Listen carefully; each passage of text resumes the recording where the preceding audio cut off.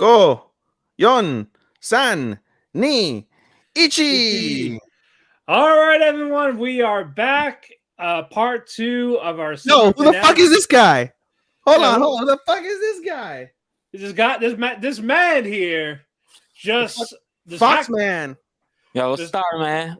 I was saying Fox podcast. McCloud. Yo, thank you for having me. Thank you for having me. Hit I was a good fan, man. I heard a lot of y'all takes in part 1, and I agree with a lot of y'all said. Like, I was like, dang, these guys either read a lot of good reviews or, it's like, dang, man. That's how he But is, bro. again, Sean, we are happy to have you with us. Yes. Who is Sean? I'm Star Man. I'm sorry, Starman, Star Man. David Bowie. All right. Well, the weekend took Starboy, and I'm like, yo, I'm grown, so All right. But again, we're happy to have you, Starman, on our show. And of course, we are giving out cakes. No, I can't tag everyone a second time. You can only tag somebody once a day. So y'all know how to do the everyone tag on Facebook. So basically, go into the second one. Let me refresh so I can post so I can tag it. What you're gonna do is you're gonna go into the comment, and then you're gonna just click in the comment and just do just the @ symbol, and you should see everyone pop up. No.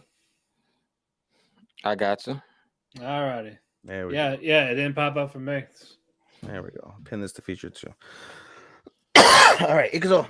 Alrighty, but again, we give out cakes for awards for certain topics, categories. And again, with our guest of honor for the day, Starman, he will be going first when we present cakes and awards. All right, everyone, we are back. Gentlemen, are you ready to give out some cakes? I am ready to give out some fucking Well, of course, we always start with the Christmas cake, the one nobody wants, disappointment of the season. Starman, what was your disappointment? All right, man.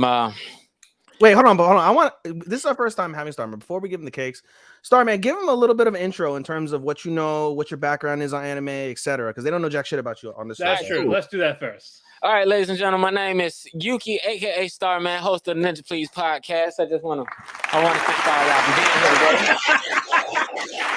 Yo! Oh man! You know what I'm saying? Yo, he's professional with this shit for real.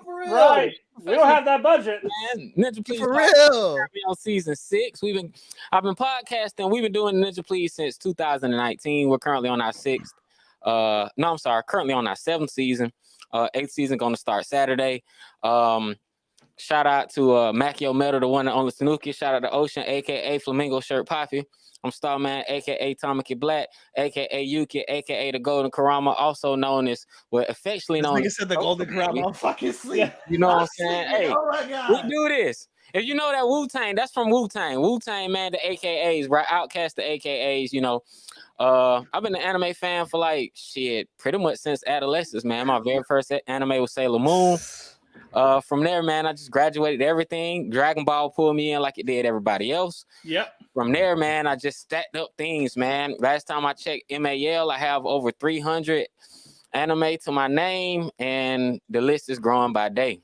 So I can't wait for this. I'm hitting 300 this season. I'm hitting 300. Yep. Oh yeah, that's what's up. Hitting 300. Yeah, I might be at 4 by then, man. Shit, I just went through a phase one time where all I was doing was just knocking them out just because. And ever since I, was honored enough to be included in the cake, man, I just started taking on seasonal shows. Because typically I watch 2 to 3 shows a season, but you guys got me watching like 10 and 15 shows. And yeah, man. We tended to do that. Yeah, we go for quantity, not quality here at Talk the Kēki. No, for real, it's really fun because like a lot of these shows I would skip and I find like 2, 3, 4, 5 seasons later. So it's really good to stay on. Plus, it opens up my palette a little bit. So I really appreciate it, man. We're glad we can help you out with that. For real.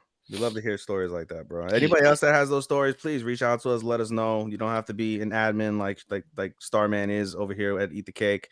You don't have to be like that, but let us know what's up with how we might have helped you guys, not helped you guys, etc. We want to hear it. Yeah, come join the cool kids, man. It's a lot of fun to Eat the Cake, man. A lot of debates. A lot of well, not so much debates. I try to get into it with people. I don't want to come off as an asshole, but I try to like engage and It's just fun watching Ethan and Marte and Angels. Yeah, seriously, right? Nah, man, that's fun. Ethan, I've been waiting to get into it with Ethan. Oh shit. We'll get there. We'll get there later. We know we'll get there later. But gentlemen, we had an incredible season for summer. Let's serve some cake. Again, disappointment or the Christmas cake that no one wants. Starman, what was your disappointment? It could be show or like anything specific. Devil is a fucking part-timer. Season 2 was like, okay, that's the biggest letdown for real. Like, that shit was hilarious. Season 1, season 2 was like, bro, I don't give a fuck about this baby. What the fuck is this shit? Right? Yes, I did not care about this baby. Like, I didn't see it, but I definitely got mid vibes. I got mid vibes whenever he would talk. Yeah, it was like a whole lot of nothing.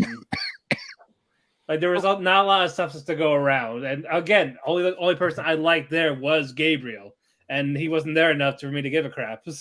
I mean, Lucifer kind of like came out of shell a little bit. I like he did.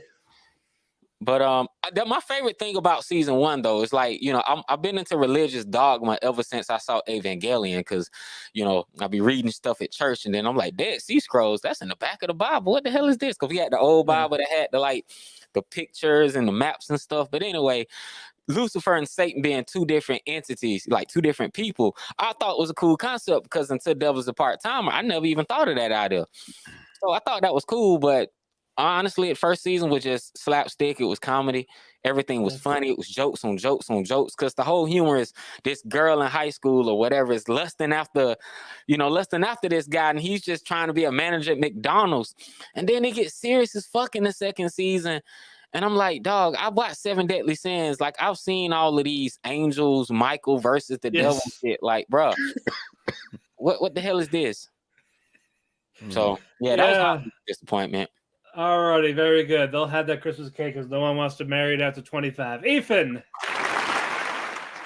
this is so good. This is amazing. This is amazing. All right, Ethan, who are you giving your cake to? I mean, I could have given it to a few things. I could have given it to the disappointment I felt a little bit, I guess, with Overlord. I could have given it to fucking there was a couple things, but I gave it to, as a whole, the season's arc of Boruto. A lot of people like to rag on me because of how much I love Boruto, and a lot of it is deserved.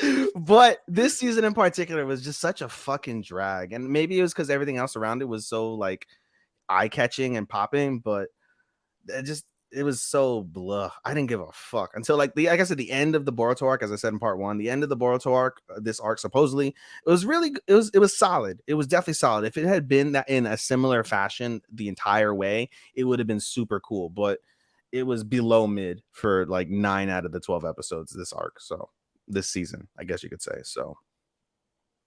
Yep. Boom. Yeah. The audio people can't see me. I just did the jerk off motion into the splooge. Well, congrats, Boruto, for actually winning something for once in your life. Where's the effect? Wah, wah, wah. There we go. Yo, you gotta link me to that shit. Yeah. Alrighty. Off, guys. My bad. Goddamn post nasal drip. Mine is the light novel adaptation of Classroom of the Elite. Again, the show was fine, but the fact how they adapted some of the characters felt really flat, especially Ayana Koji. Again, they made him this edgy teen lord. Again, if you look at some passages, quotes, everything from the light novel, he's more intriguing than that, and they don't flesh it out here, and that's so disappointing. It's like you had this chance, you could have done better. People waited years for this. You finally get it, and it's just, what the fuck? So there you go. Mostly, Ayana Koji portrayal for disappointment. There you go. Take your cake. Boom. There we go, baby. All righty. What's next, boss? All right. Pick a country for a cake. Starman, you go first. Pick a country? Yeah, so I can look up a cake for it. Oh, Germany. All right. We're getting the Black Forest cake. Hey, Not the Nazi cake. Sorry. Will you stop? Lord, like okay. All right. Sure, that's chocolate. I'm assuming it's chocolate. It is chocolate. It's either chocolate or ham. Isn't that ironic? Cherries, curds, chocolate, layer of cherry jam, and whipped cream. Mm. That's right. We will give this one to genres. All right. There's a lot of genres, Matt. That's I know. I'm trying to pick one. What you call it? Best thriller mystery. Best thriller mystery. That's an easy one. All right. Summertime rendering. That was a good thriller mystery, dude. Like just trying to like figure out who was who, what was what, and why it was the way it was on this island was just I didn't expect that. And then they just kept giving you twist after twist, and psyching you out to the end. At least to like episode 16, and then the unveiling happens, and you're like, oh shit, you're the bad guy. Oh shit. But yeah, like it was him the whole time. You thought it was Hayden, but no. Yeah, because they faked us out. But you seen everybody was involved, low key, and some people joined the squad. But that was a good mystery. That was the suspense. I'm glad I was able to binge like the first. I binged like the first 15 weeks, and then for like the last like 6 weeks, I watched it week to week. But yeah, and I'm glad I binged it. I couldn't have. Suspense would have killed me if I would have watched that from week 1. Ethan, you missed that, man. I did. I mean, like I said, if it ever goes on fucking Hulu, I will definitely stop whatever I'm doing to watch it. I'll promise that right now. I will stop whatever show I'm watching, whatever shows we're watching, I will binge it. It was a pain to like try to find a site every week to watch it though. It was a fucking pain. Like that's why I don't do it. I don't do that. Mouse, man. That's why I don't subscribe to the Pirate Life. Put that shit on Hulu tonight. It needs to be on Hulu right now. Yeah, the series is done. So yeah. It's funny. You had difficulties finding that, but it was really easy to find a site for fucking God damn it, Labyrinth. Harem, yeah, for Harem, really easy on the same site. I watched them on the same site, yeah. All I did was typed in Harem of the Labyrinth, episode 8, uncensored. Boom, there it is, third one. Speaking of Labyrinth, my homeboy found it on Pornhub, but that's another conversation. It's on fucking what's it called? If you go to Hentai Dude, it's on. You see all the other ones. You see interspecies. That was on Pornhub for a while too. Yeah, you see that there. The Platinum and Uncensored is on Hentai Dude. So, all right, what's yours? Bro. What's your thriller mystery? As y'all said, I missed out on Summertime, so I had to pick, and the obvious choice was Made in Abyss, but Made in Abyss won several awards, and I didn't want to just give it another award.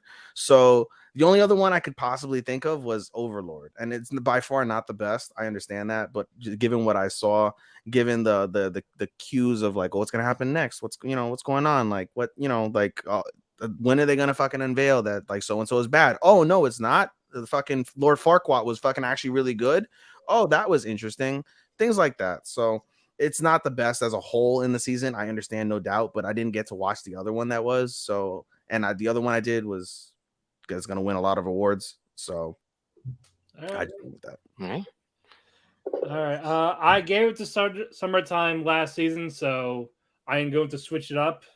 For me, it was Shadow's House 2. I loved everything that got involved. More about Master Robe, Mary Rose, Rosemary, just everything. We're learning more about the house as we go on, and I need to know for season 3 where is this going to go. No, and I can't wait. Facts. I completely agree. It was hard for me to pick. I went with Summertime Rendering just because it was a thriller. It's like mystery thriller. But if it was like mystery, man, Shadow's House. Because you learn something new. They circle back. Yeah, you learn more about the shadows. You learn more about the dolls. My ex ruined it for me, so I'm not gonna watch it. Man. Master Robe, that whole thing, and fantastic. Alrighty, very good. All right, now for the Opera Cake. Best soundtrack, Starman. What had the best musical score? Insert songs. The Call of the Night, man. It wasn't even fucking close, man. I know about that player. But I was singing Falling. Well, I was singing that shit every week. I did not skip it. And I even checked those guys out, like Creepy Nuts. Like I went and checked them out. They were in an episode of Call of the Night, and Yeah, not, seen that. not cool my episode. favorite Cool ending episode. theme, but it's definitely my favorite. Like all the background music, OST, hands down, man. Like I love that I can they respect leaned that. the hip hop, and then when they had scary scenes, they changed the vibe. They gave us like some electronic and dub stuff, and like it was great, man. I even heard a few strings, man. That shit was immaculate. All right. Ethan, what was yours? I wanted to give it to Ruby, and I gave it another award regarding music, but spoiler, I gave it to Abyss because with Abyss, whenever you first off, the OP was great. Second off, the ED is literally telling you the fucking story that you saw. What episode was that, Matt? Where they concluded with Beko saying no, she wants. To, I don't want to forget them. And then like episode 8. ED, like I just don't want to be forgot, something like that. Like I still remember you. I still remember exactly. And I was like, when I heard that lyric, tying it to that ending.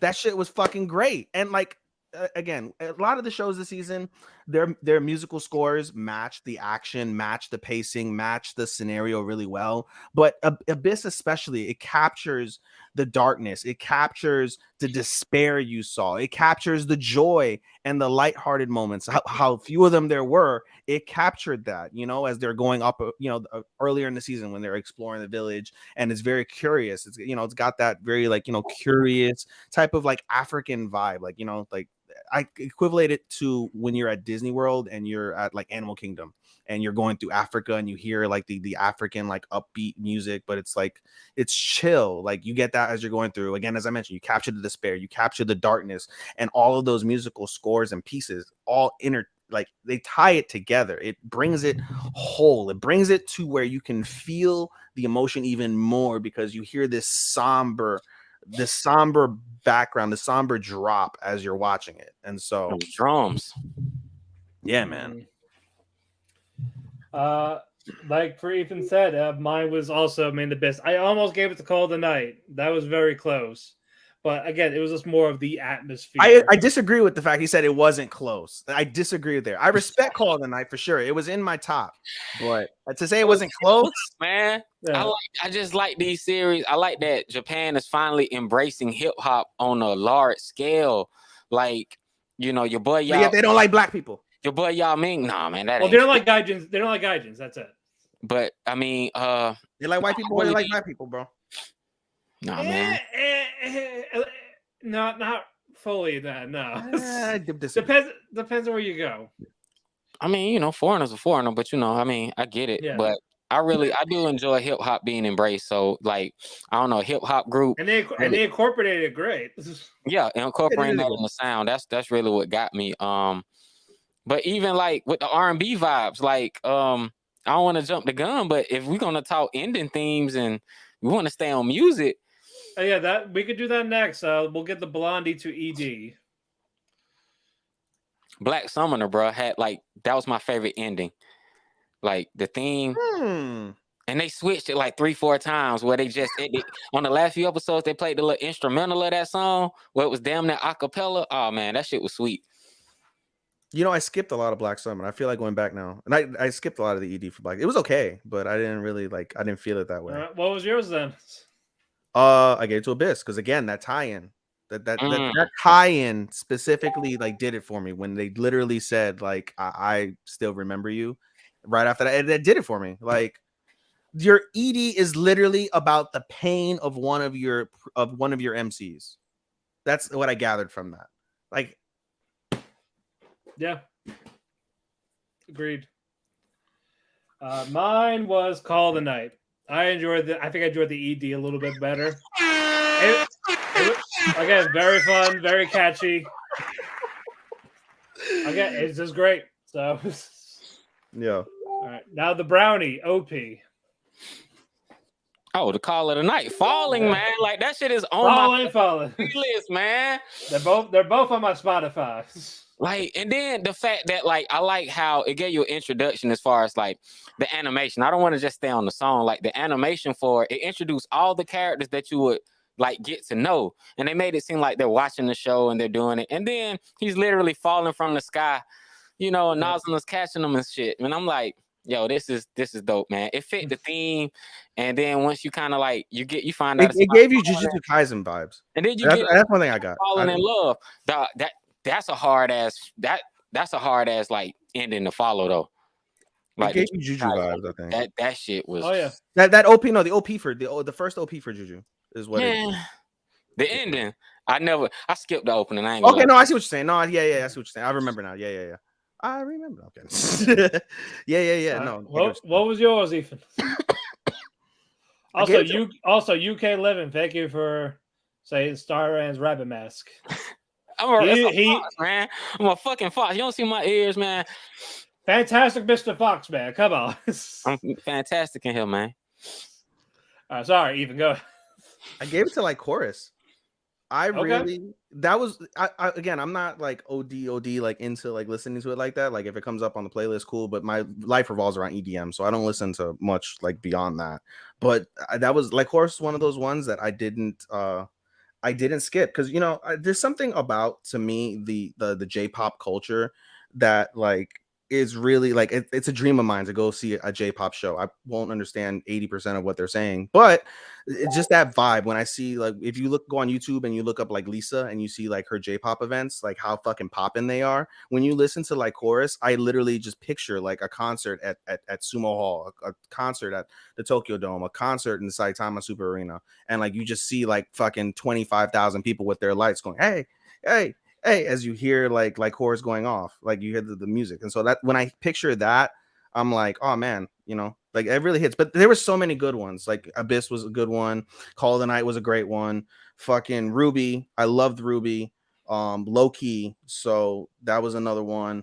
There was a few, but for me, like chorus, just it felt the best for me, and that's why I went with like chorus. I went with Shadow's House. Rihanna basically had my favorite ED last year, and this one, Shall We Dance, is just as catchy. I love the visuals for it, like the darkness of it and the light from like after like in the middle when they do Shall We Dance. Oh no, that bossa nova. That I love a good bossa nova. I can't even lie. Yeah, so yeah, again, Starman knows his music because he's like really going really in depth with this shit. No, that's good. That's good. I also know that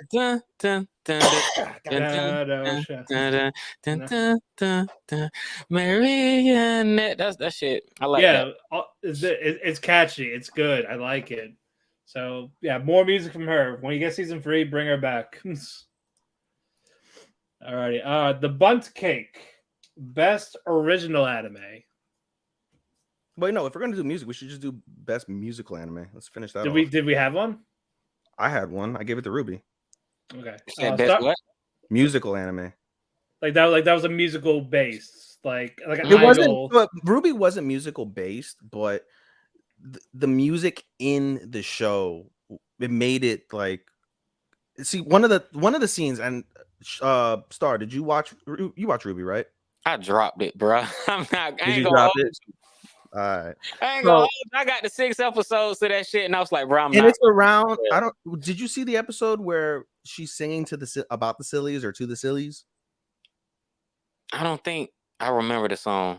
So there's something that really stuck out to me during Ruby, and it was that during one part you see Weiss, and Weiss is singing to the Sillies. The Sillies are different pieces of herself, like repressed memories, repressed pieces of her childhood and of her existence, and she's singing to them, and she's basically saying, she's living in this utopian world where she's the head of the Schnee company, and she is like, ruling all the production and all of that. She controls this world, and the theme of the song is I'm so lonely. And you see her Sillies, and again, the repressed pieces of her childhood, the I want to play, I want to be loved, I want to be with my sister, I want to grow up and be happy, like all these different feelings that she repressed as a child to be a serious child. And in reality, she has the world because she's the heiress to this fucking amazing company that provides dust, but she's alone. And just that feeling and the way she sung it, the way the singer sung it, it captures a really somber reality for people. And it doesn't hit me as much because I don't feel that way, but I can just picture somebody that, you know, has the world and has nothing at the same time. And it captured that so well. And there's a couple songs where she sings that, and then there's another one, and I forget what it is, but that was also very, very, very, very well sung. And out of all the shows that we saw this season, none of the characters sung. You get good soundtrack, you get good musical orchestration, but you don't get singing. I mean, you got the princess at the end of Overlord. Fuck that hoe. They mocap that scene, man. That was dope, man. They got a real singer and mocap that scene. I gotta give them credit for that. Mhm. But Fuck that that was a song too. Fuck that hoe. Starman, did you have a musical anime or did you not? I did not, man. I did not either. So I gave it. I will next season, but all right, let's go. Let's go. Yeah, the Bundt Cake best original again for it means original anime that has no adaptation, no manga, no light novel, no game, nothing. Starman, what was your original? Licorice Recall. I think we could all agree with that, Ethan. Same. All right, Licorice Recall. Unanimous. Sweet. Clean sweep. Fucking song. All righty, the Caterpillar Cake for best adaptation. What was your adaptation, Starman? The Call of the Night. You seen all that damn color? I like the fact that they went crazy with the colors when this whole shit is black and white. Like, nah, man. Like, that shit blew me away. Like, the fact that that's based on something so black and white and they made it so vivid. Like, that was amazing. All right, Ethan. Abyss. All right. Cyberpunk. They turned a mediocre game with full of bugs, and they adapted the show like to lead it into the game, and they made it work. They made it better. They made people want to play the game. A lot of people bought the game after, even people who had never played it. They watched the show just to play this game. So I give it props for that. Best adaptation, okay. That's solid. Alrighty, Angel Food Cake, best protagonist. Starman. Who was the hero to you? David. All right, from Cyberpunk. Okay. Like, David just, but he went fucking ham. He bossed up. That's the one thing I like about David. He did what a lot of people don't do. He bossed up. I don't like the fact that he didn't find an end game to like the whole thing. You know what I'm saying? It kind of reminded me of like, oh man, I can't even think of the name of it now, but it'll come to me later. But yeah, man, David, he bossed up. He bossed up after what happened with Maine. He put the whole team on his back. Shoot, Rebecca started throwing that pump at him because that nigga, he was a boss. You know what I'm saying? He bossed up, man. That's my dog. I respect that. Ethan. I didn't watch Cyberpunk, but I could see why you'd say that. No, he was a contender for me. I could say that. I went Chisato. I think out of all the characters that we saw, the world of Lycoris revolved around Chisato, her past, her decisions, what she wanted. Everything was pushed because of her. We get incredible scenes between her and Majima. We get an incredible like sister story between her and Takina. Because of her, we get an incredible story between her fathers, Mika and what's his face, and Yoshi. And she fundamentally changes every single person around her. You know, you get all the different characters of the Lyco, what's it called, bakery, whatever the fuck it is. Yeah. You know, she single-handedly touched each of them and changed them. They all feel for her. She changes the organization, and this motherfucker threw an interception in the fucking red zone. I'm watching the game. I'm watching the game, and I have fucking God damn Russell Wilson. What the fuck? All right, sorry. Anyway, she so she, I don't know, the way she progresses, the way she pushes the season throughout, I felt it captures what a protagonist really is. You know what I'm saying? Her core values, her being, her reasons for doing what she does, the results of that. It captures it really well. And I think she is truly pro within protagonist. She puts the pro and protagonist. Okay. Mm-hmm. I was gonna do Shinpei, but that he was previous season, so I would have got him again. But I almost had Ayana Koji, but again, since he got written so poorly, it was Shisato. I agree with that. Shisato though. Yeah. Again, everybody if it said. Wait, what? I did not know Ayana Koji had hands though. He threw those hands. He was close. I thought about it, but again, this is personality. Shut it down, turn it down. Like, okay, I couldn't stand him. Oh my god! But yeah, Chisato. I really love Chisato. Yeah. All right. Devil Food Cake antagonist. Who is your star, man? You could not live with your own failure. Where did that bring you? Back to me. Lord, Irons out gone, man. Told you. I couldn't consider him an antagonist. Please break it down why he's an antagonist, because I don't see it. Okay. He's world domination. He was mama on like the first 3 seasons. He was literally living a double life as a hero adventurer that was saving people. He was defeating people. He even fought the people from the Sorcerer Kingdom under the guise of keeping up his image. That girl that wears the mask, I can't remember her name. She likes Mamon. She respects him.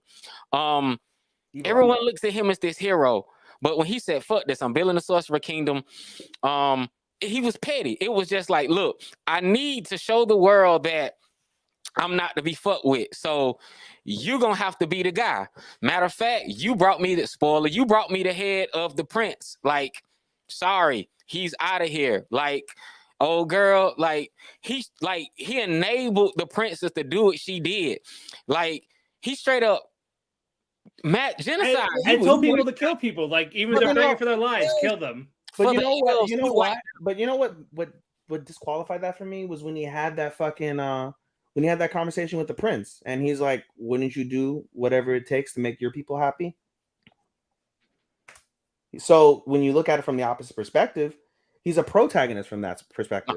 His methods are very questionable, but he's the protagonist in this image, because we're looking at the world from his image. You guys are looking at it from the perspective of the kingdom that he fucking dominated, which is fair. That's fair. But when you look at the show isn't about them. In the grand scheme of things, although it makes for raw moments, that's not what the show is going to end up being about. It's so much more beyond that. I don't know. So when you look at it from you're looking at it from his perspective, he's the protagonist in his story about his kingdom, about his ways of world domination. And he's not a pacifist, obviously, but he's not like fucking Kim Jong-un, whatever the fuck, you know, he's not a dictator, you know, despite the fact that it was very dictator-ish the way he conquered them. He's not a dictator by reality. He's not that dark by reality. And I mean, so he's a walking, I don't get antagonist vibes. He's a walking OP skull with no. And when he gets touched, he lights up. He's like, hee hee hee. I mean, that's true. And don't get me wrong, I love Irons, but in this season, he literally, when he sat down with the prince, and he was just like, look, man, you don't have to do this. You can just lead with mercy. We'll become a state up under you. Like, we will bow down. And he was just like, look, bro, I'm sorry. I got to feel an example. And he went back and told Alberto and all of them, oh, we're going to wipe out the city. We're only going to save 1,000 people. We're only going to save 1,000 people. Everybody else got to go. Like the princess, literally knowing what the fuck was going on, fed those fucking orphans the last meal, and he enabled everybody's evil fuck shit. Oh no, bro, he my favorite antagonist. I was cheering for him because he's always trying to be this good guy. So I like him. You know, everybody around him is so evil. So I like everybody around him getting to him, and he was like, yes, you're right. That was my plan. Give me yours. You're right. Damn, I really. That's not him. That's just him just accepting it. Yeah, He's just accepted. He accepted his reality. That's not necessarily him though. I got you. All right, Ethan, who is yours? Majima. You can't have Chisato without Majima. I feel how you feel about Irons about Majima. Like Majima wasn't like, I guess compared to Chisato, he wasn't really no villain. In terms he wasn't of evil, he was just like, bro, I'm bored. He's Joker. He's a Joker. Yeah, but in terms of what the antagonist meant to the story, that's why I chose Majima. That's true. Because of how deeply ingrained he is throughout like Horus. I feel like, you know, and she was Chisato's fault. If I chose Chisato as a protagonist, who was their antagonist? Oh yeah, it was Majima. He killed children, so that qualifies you. That's my whole point. Once you kill children, you're an antagonist. Like, I'm going with Shide from Summertime Rendering. Oh boy, he was a major headache. He killed Ushio technically. He killed Hizuru multiple times. Like he was just a constant nuisance to them. And just again, his powers are crazy. Everything is you find out he was a real baddie, not Hain. And then his birth, oh my god, he was a villain. The gem though, the fucking gem. Oh my god. Yeah. No, it's hard to ignore him. Like, no, I'm sorry. Like he was a villain. He was a villain through and through. And again, Eddie had a gold and everything, the complete darkness. He had that, and he was so close. In one of the timelines, he had it. Yeah, until Shinpei died and looped it. Fucking Subaru Plus. Yeah, but with setbacks, which is good. I like that. It's interesting. Yeah, man, that's a good choice. He was my second choice. He was like Shide. He was my second choice. I almost picked Ryuin because again, waterboarding is just fucking awful. So it should be done more. And Koji was damn near a villain. You damn near watched that shit. All right, erotic cake, best ecchi or fan service type show. Star. Harem in the Labyrinth of Another World. I think we're all unanimous for this. Harem. You show face fucking, you show orgies, you show. Literally, the only thing they were missing is him having fucked all the fucking harem, and he's like, I can't get it up no more. And then one of the girls puts a finger in his ass, and he's like, I'm up again. That was all that was missing, bro.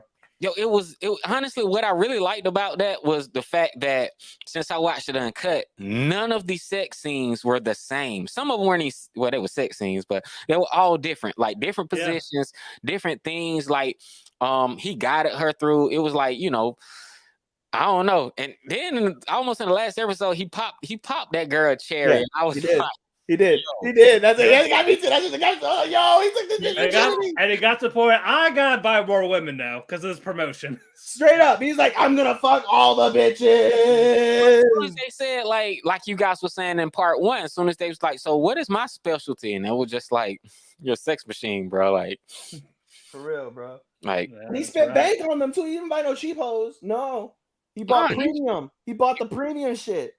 Premium. 600,000 each. 600 bands on a bitch, bro. All right. He bought a tub just to get in there and do that thing, boy. He's like, I had 8 women. What he bought? He bought 6. I mean, if Vermeil had an uncut version, I'd have threw that in there because I like that. But I don't that would have been probably. Alto was just too soft, man. I had to make up in my mind Alto was doing freaky stuff with her.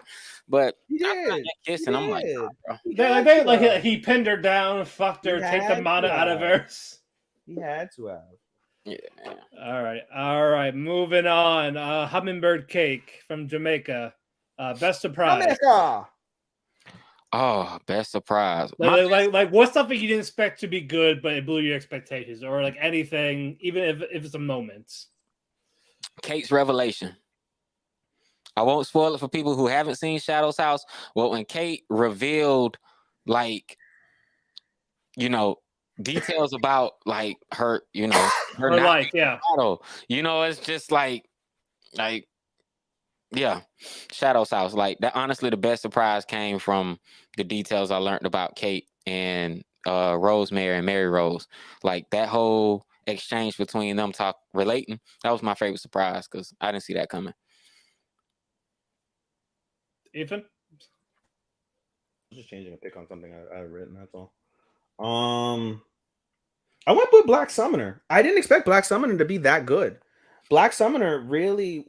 We had the 2 slime episodes. We had what's it called? We had Black Summoner, and then we had My Isekai Life. And My Isekai Life was cool. It was alright, but Black Summoner did it really well. Did the slime, Isekai slime with a slime. Oh, that's really my guy. Huh? Clotho, yeah, Clotho, bro. Clotho was solid, bro.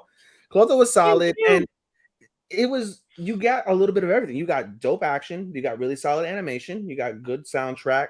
You got reasons to care about the character. You got a little bit of a harm going on without any of the ecchi. Like it's really solid. And one of the things that, well, no, never mind. I was thinking about the other one. I was thinking about My Sky Life, but yeah, I really enjoyed it. The magic was really cool and all of that. So that CGI fight scene, them CGI fight scenes were ambitious because that could have went south real easy. The first, I think they did the first one better than the second one, but the second one wasn't shit. Mm-mm. I watched Cesvis a couple seasons ago, and that was 100% CGI, and I loved it because it was like anime Spartacus without it being so raw, but I just wasn't fucking with it like that. You know what I'm saying? But so when I saw the CGI, I was like, oh shit. But then when they did the first fight scene in CGI, I was like, yo, this shit is fucking hitting. And the second one, which was supposed to be even grander, like it was straight. You know what I'm saying? I thought the first one was a little bit better, but it was still really solid. And like you said, it could have gone fucking dog shit, but it didn't. And so it was solid.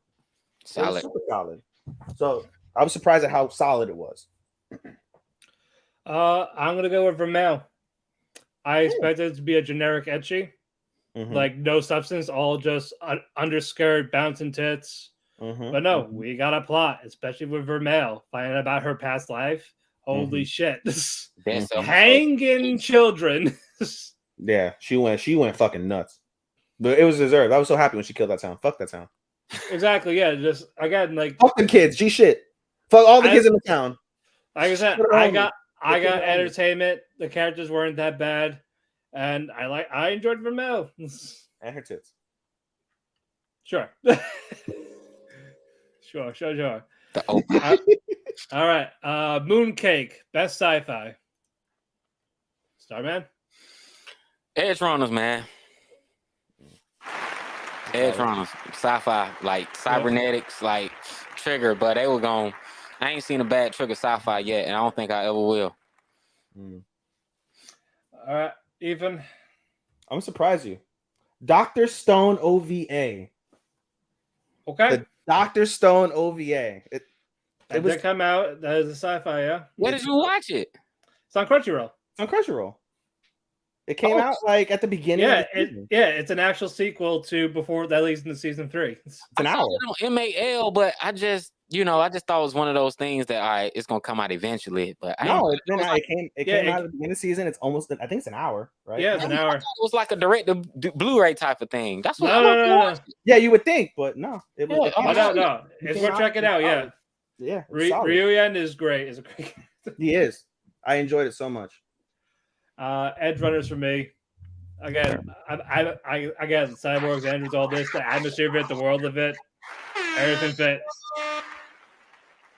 Also, Naked Lucy, nice. Nice. Oh yeah. There he gets it. All righty, let's go with Red Bean Cake. This one will be best fight. What was your favorite fight? Starman. Maine versus the world. Yo, Edge Runners, man. When Maine when Maine just succumbed to cyber psychosis and he just started ripping bodies.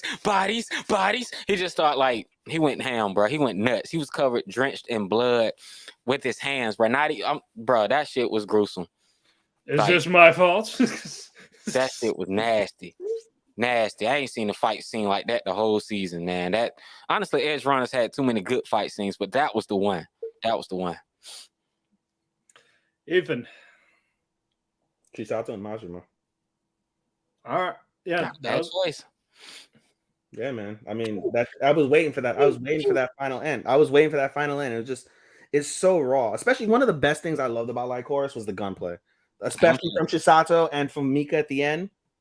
So raw, so savage, just like boom, boom, boom, boom, boom. It was and smooth. Walked off and fucking walked off.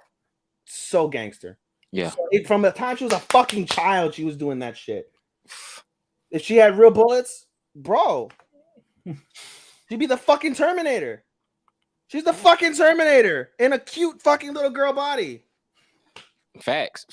I ain't seen gunplay like that since Gunslinger Girl. Yeah. Bro, that gunplay is so sick, so smooth. And then, like I said, the back and forth battle between Majima and Chisato, the fact that they fucking took a break because she was having a mini heart attack, that was funny. And just, bro, like, especially at the end when he fucking shot her for real, he went through the fucking glass. We thought he's dead. Nope, not dead yet, motherfucker. And she even dodged one of them motherfuckers. I thought she was gonna dodge them all. She caught one. She caught one, yeah, but she wasn't looking. She wasn't looking. That's why she had her back turn. She had her back turn. That's her. Yeah, it was like he judged her times of when it would be a good time to shoot, type of thing. It got progressively better. That was the second battle. We're talking the whole time we talk about the second battle. The first battle was pretty good too, and he learned. Yeah, bro, like. Solid. Shinpei and crew against Hain and Shide in the school, around the school, like when Shinpei caught the school on fire, like don't mess with that type of it. Like he had. What I'm telling you, I was like he had them, and like even Shide was burning. It got to the point where Hain could have died. It could have ended right there, but they got away. It's like damn. Everything was so good. Everyone played a part. Even the cop, Mio, Hizuru, everyone, Nezu. I fucking love Nezu. I kept holding off to the final episode of the season, hoping that Engage would do something. Yeah, but no, it was just so good. That specific one. I could have even done the finale, but I think that one first was better. It was better than the gym fight was definitely better than the finale. Finale was cool. It was just over the top. I love the moment though, like where Uchi was behind him with the gun, and then the shooter they killed him. I love that shot, but the whole fight, the whole school, fuck. Facts. Very good. All right, let's get strawberry cake. That one. All right, now we're gonna fully go to the genres. We haven't fully, but Supernatural. Starman. That's Supernatural. Overlord. Really? Okay. Yeah. Overlord. Best Supernatural, man. Magic, man. It was like I don't know, magic, demons, like fighting zombies, like giant space magic lasers and shit. Like, yeah, man. It was. You didn't go where I thought you'd go. Where'd you think I was gonna go? I thought you were gonna go with what I picked. Call the Night, because it's about fucking vampires. How supernatural is that? It's fucking vampires. And then to me, that was clear. It was like you said, like you thought it was no fucking competition for the other one. For me, Supernatural, there was no competition. It was fucking Call the Night. Shadow's House. Another good choice. Yeah, I guess shadows they're very interesting. We're learning a lot about them, and guys, yeah. So yeah. Alrighty, now let me ask you something. I don't know if you heard me comment on this a few episodes back with Shadow's House. Is it blackface? No, not at all. They're a little shadow. They're actual. They're like, oh, I could be white. Now I'm a shadow. They're not. There's no melanin. There's no red lips. There's no white eyes. It's just a full on shadow.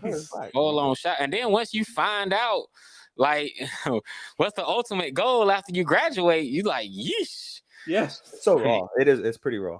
It's pretty fucked up. It is. It's definitely fucked up. I agree. It could be useful though if you're doing some shady shit. Just I'm black. I'm white. There you go. Shut the fuck up. All right. The Yule Log, best adventure. Starman, what was your best adventure? Made in Abyss, season 2. Even? I'm trying to find it on my list. Adventure, anime. Go ahead and say Made in Abyss, because I know you want to. That was another one where I wanted to give it to Abyss, but I didn't. I gave it to Summoner. It's about literally an adventurer. You said Literally. Summoner? Yeah, Black Summoner. It's literally Okay. about a adventurer and his party doing really cool shit. Oh no, but that adventure going through the depths of the middle of the fucking earth, and you can't come back up too fast, or you're gonna mutate and shit. And yeah, I know Abyss is better, but I didn't want my awards to just be like Chorus and Abyss, like Chorus and Abyss, like Chorus and Abyss, like Chorus and Abyss. I mean, clearly you guys made it about fucking Cyberpunk and summertime rendering, so I guess I could have gone like Chorus and Abyss the whole. I gave Summertime 2. I gave Shadow House 2, maybe 3. All I've heard from fucking Star is fucking Cyberpunk and fucking Summertime. That's all I've heard from this nigga. Fine. I'll give it to Abyss because it was an adventure. You got the atmosphere. You got the world of it. Exploring. I mean, Star's right. It's like you go to the depths of the earth and you can't come back up. I mean, yeah, it is what it is, but I didn't want to just give it out to Abyss. It's obviously Abyss. These motherfuckers risked it all. They ran from a village, rented a boat, one-way ticket to hell, literally. And yet they'll make eating babies to live. And they'll make it back. Stop. They'll make it. Rico's gonna make it back. We know Rico's gonna make it back.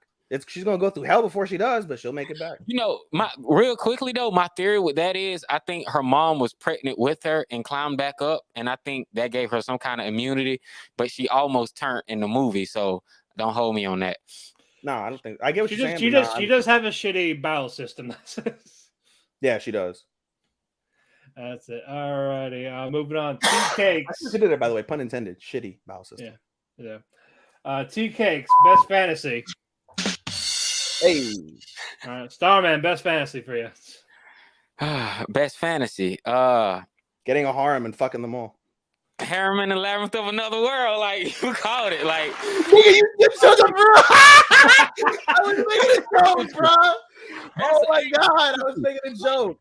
It's a double entendre because you need fantasy in the world of swords and knights and magic. That's one kind of fantasy. But then you got Final Fantasy, you know. But then you got the actual, bruh. Like, I'm sorry, like it might be taboo. You want to take F girl virginity? You got a big ass titty fucking girl. I mean, you got 5 of them, dog. Like, you want fucking fuck bitch? Different species on top of that, bro. You chop trees. You trap trees and clap cheeks at the end of the day. What the fuck, bro? I mean, that is the ultimate fantasy. And you get to walk through portals to do everything, bro. That nigga living a life, man. He's living a fucking life, bro. That's a fantasy. Imagine he almost fucking convinced me. Let me get life too, for a day. Like, that's a fantasy, bro. Even I went with an actual like fantastical anime, and that was Abyss. What, Papa? Puppy, what's wrong? That's right, Cat. I gave it to Overlord. This is the only award it gets. Okay. Yeah. Again, it's still an amazing world. It's just there was more they could have done. But you know what? I liked it for what they did. I love how they expanded more. We get dwarves. We got dragons now. And those fucking things, shout to your kills. Fucking wolf fairy things. Yeah, that was raw. That was one of the raw episodes of the season. You know what? Something that might have won best fight was the fight between fucking Ainz and Beastman. And no, you don't want Cocytus and brains. Let's not talk about that. Let's move on.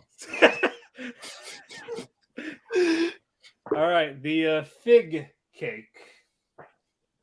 That one will be action. Starman, action. Cyberpunk. What, best action? Yeah. No, it's actually Lycris. I think it's gonna be a sweep, like ours. Yep, like ours. Like, Cyberpunk was cool, but I didn't want to go over. I was joking with you. That's an action show. Licorice to me is a slice of life with action.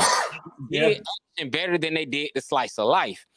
And I mean, like you said earlier, bro, there was nothing like those shootout gun scenes. There was absolutely. I've seen Cyberpunk type action in every triggered anime I've seen, but Licorice, I haven't seen something like that since Noir. Noir is really dope. It's two girls in Germany with guns, similar concept. I felt like it was a callback. It reminded me of the one from a couple seasons ago, because again, I'm newer to anime. God damn it, Lily, and not Lily. Fuck. What is it? God damn it, I'm forgetting the fucking name. Assault Lily. It is Assault Lily. Assault Lily. Yeah. I haven't seen that one, but nah, man, that's my action. My action choice is Licorice, man. There was nothing like those shootout scenes, bro. Yeah, it was just different. Yeah, agreed. Alrighty, Depression Cake drama. All right, man, what was your drama? Shadow's House, man. I would have thought you would have said Summertime. If I would have watched Summertime, it probably would have been. It was more supernatural mystery thriller. Well, Shadow's. The reason why I say Shadow's House to me, I said it every week in my reviews. Shadow's House is like a play. It wasn't like an anime. It was actual, like, that shit should have came with like the book that you get when you go to like a playbill. It should have came with a theatrical playbill, because the way they framed a lot of the shots, they framed it in the sense of it was like they're on the stage. Yeah. The speech, also the way that they talk, from what I've seen. Because I watched it dubbed. I watched the whole thing dubbed up until through the end. No, because the dub for it is immaculate. It's perfect. Like, the dub is one of the best dubs. But I watched it subbed for the most part because I just had to finish it on time. I just couldn't wait. But I watched both. So after watching both back to back, nah, man, like, knock it out the park, bro. Just the drama. If you look up the definition of drama, man, Shadow's House needs to be like one of the pictures you see, man, because it was just so dramatic, like theatrically dramatic. Very good. Yeah, I can agree with this. Ethan. We said drama. Abyss. Yep. Abyss. Dramatic. I think after everything with Irumi, when she was like giving birth, they were dying right in front of her. And that even just taking them when they're alive so the people could eat them. Yeah. Wow, bro. Why? No, it's just like, what the fuck? Like, damn. And just me up. Yeah, man. Thing with Fapita. That shit fucked me up. Yeah, man. It was sad. Like, I know Matt got emotional for Abyss. I didn't get emotional, but I really like that whole, like, especially that when they finally told the entire story, when it was all said and done, I just felt sad. Like, I just felt overwhelming sadness. Like, damn, that's really dark. It was just like, come on, man. Stillborns after then they had to eat them to survive. That was like, you right. Like, that shit was heavy. That was the heaviest moment of the whole season. Like, that episode, I think, was like that was heavy, but I think also what's his face? God damn it, the snake guy. Remember, he was like the I forget his name now. Matt. I forgot. Huh? He apologized. He was so fucked up after realizing what he had did, the remorse. He wanted to be the same so bad because he just never the same. And he was the first person to go inside of Irumyui, turn into. He couldn't take it anymore. Yeah. And then he gave Fapita back the memories that he held of her mother, who he once at the very beginning held some sort of contempt for. He wasn't one of the people that was really all up for her joining. It was up to Vueko and fucking Wakuzan to fucking get, like, just let her come. She could be useful. Boy, yeah, she was useful. And not the way you think. Not the way we thought, and it was sad. So I respected that very much. And it's just dark and sad. Like, I just felt sad watching that show. Sad. Yeah. Alrighty. Mimosa, slice of life cake. So, Starman, what was your best slice of life? Again, Licorice. It was a slice of life, man. It wasn't too many slice of life.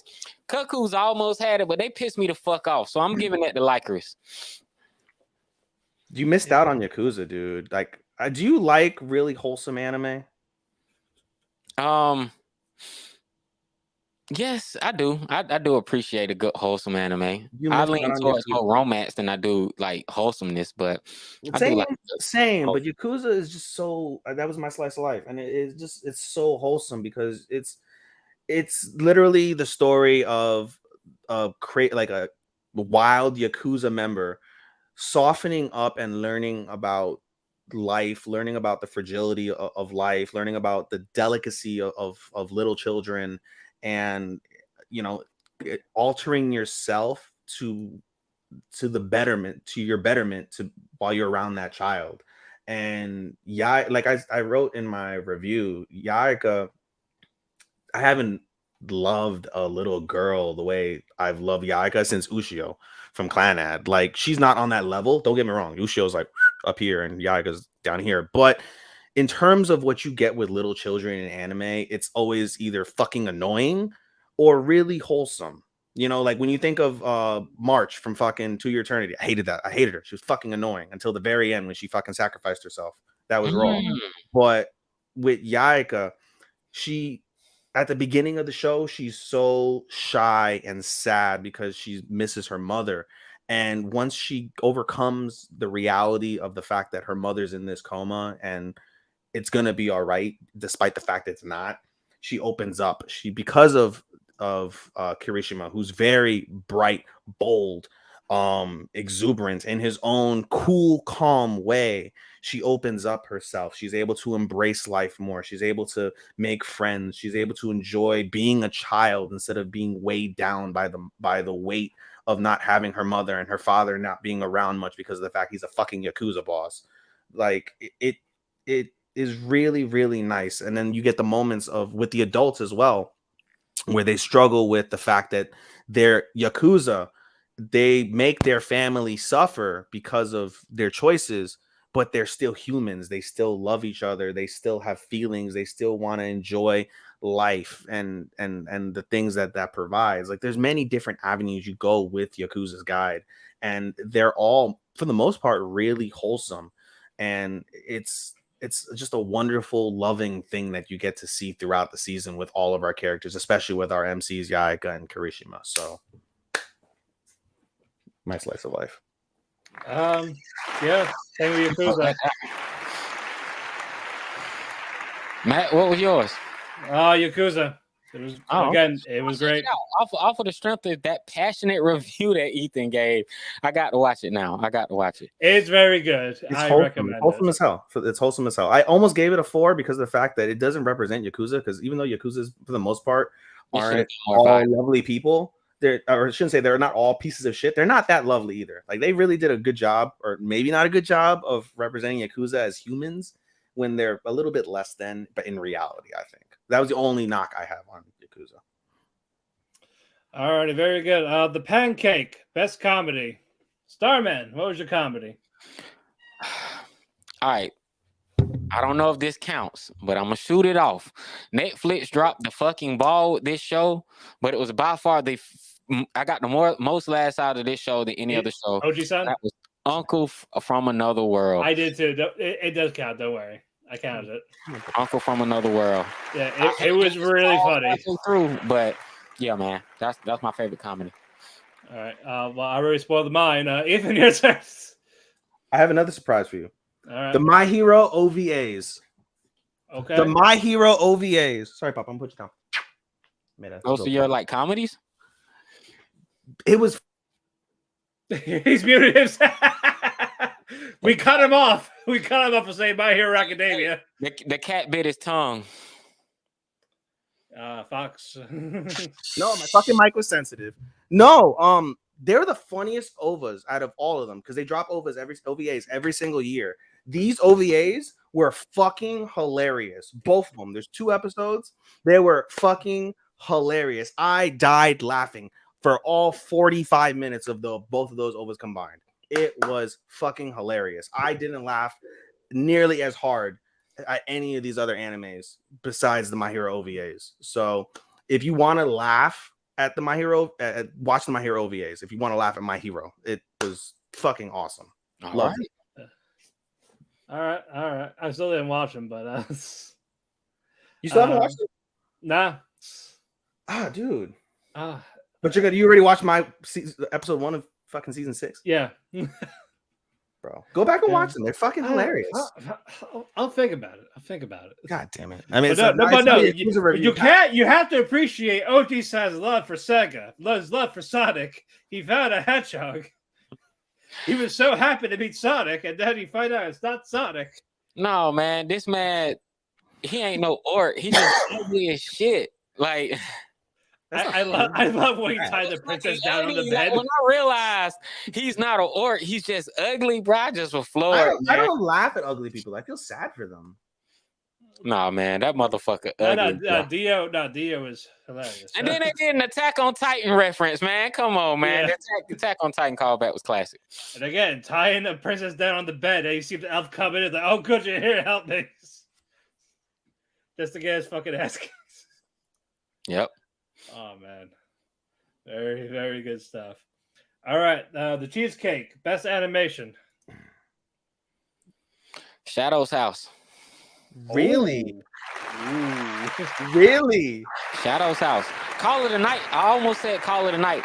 But the only reason I gave it to Shadow's House is because you got to understand that show having literally shadows and bright clothes, like animation-wise, that's difficult to pull off because all right, I'm gonna give you an example. The shadows, you only see their side profile because when you see silhouettes, you aren't gonna be able to see their face if they look at you front ways. So every time you see the shadows, they're turned to the side. If you go back and look and see Emilico and Kate in the same room, you never get the same pose. Right. So when they did certain things, like they switched their outfits on that one time when they psyched old girl out, they switched outfits. I thought that was really dope because it was really cute. Like I really love Emilico. So me being able to see Kate in her outfit and vice versa, I warmed up to Kate. But honestly, the aesthetic of Kate wearing all red, Emilico wearing blue, and then it was the scene when one of the other girls, I can't remember her name, but she's supposed to be real pretty. She did all the moe shots. And I was just like, yo, these bright colors on this black canvas, the fact that they were able to stick out. And then you ever seen Gankatsu or the Count of Monte Cristo? Yes. They do that same effect with the clothes where the subtle the fabric and the detail and the designs will move while they move. Like it'll stay in shape, like the it's like, I don't know, the way they layer it, the way they do it with the color, the way they stack it up. You can kind of does that with the shadows, even though it's so much black, and they use the colors to make the darkness pop. Like that was just amazing. I feel like animation wise, that's some hard shit to pull off. So I got to get them applause for that. Animation wise, yeah. Even, I mean, for me, it's Call of the Night just because of the like Matt, or sorry, like Star Fox. I keep want to call him Star Fox. Like Starman had said at the very beginning of the episode when he talked about why he loved fucking Call of the Night because of how bright and animated it was. That's really what it is at the end of the day. It's an exuberant show. It's an exuberant example of animation. It is Outrun in 2022. Like and it's tough because of the fact that, especially in Japan, you don't get that crisp vividness in the atmosphere that you see in the show because there's so many different lights and things. Like you get a different effect from that, but you get the different, like, I mean, there's probably scientific terms for that in terms of like the way that the colors look in the sky and such, but they add so much to the show. The characters themselves, I'm not, I can't go in depth like he did in terms of like how the characters look, but they look fine for sure. But it's just the colors, the vividness, the way it draws you in. I guess you could say in terms of like the details and characters at the very last episode during the kiss, like when you see that shot, like we said, yeah, you see her, you see I almost said Nanachi. Nazuna. When you see her, and again, it's the rawest example of femininity this season is seeing her at that end shot where she is as feminine as can be because she's embracing what love is, and she's emotional because of the fact that she's got this guy here who's pulled this out of her. This I wouldn't call it a fear, but like this, I don't know what like the word I'm trying to look for. Like basically getting her over the hump of love. And so it pulls that out, and you see that crisp detail, and it's wonderful. I guess the only other ones that could probably get that detail would probably be Cuckoo's. Like when you get some of the still shot, like the closer shots, when you see especially Erica and Segawa, when you see them too, and you get like their I guess profiles, like you said, and you look deep into their eyes and things of that nature. Like that's also well done. You can hate my runner up. You hate it. Fucking no, you said I'm gonna hate your runner up.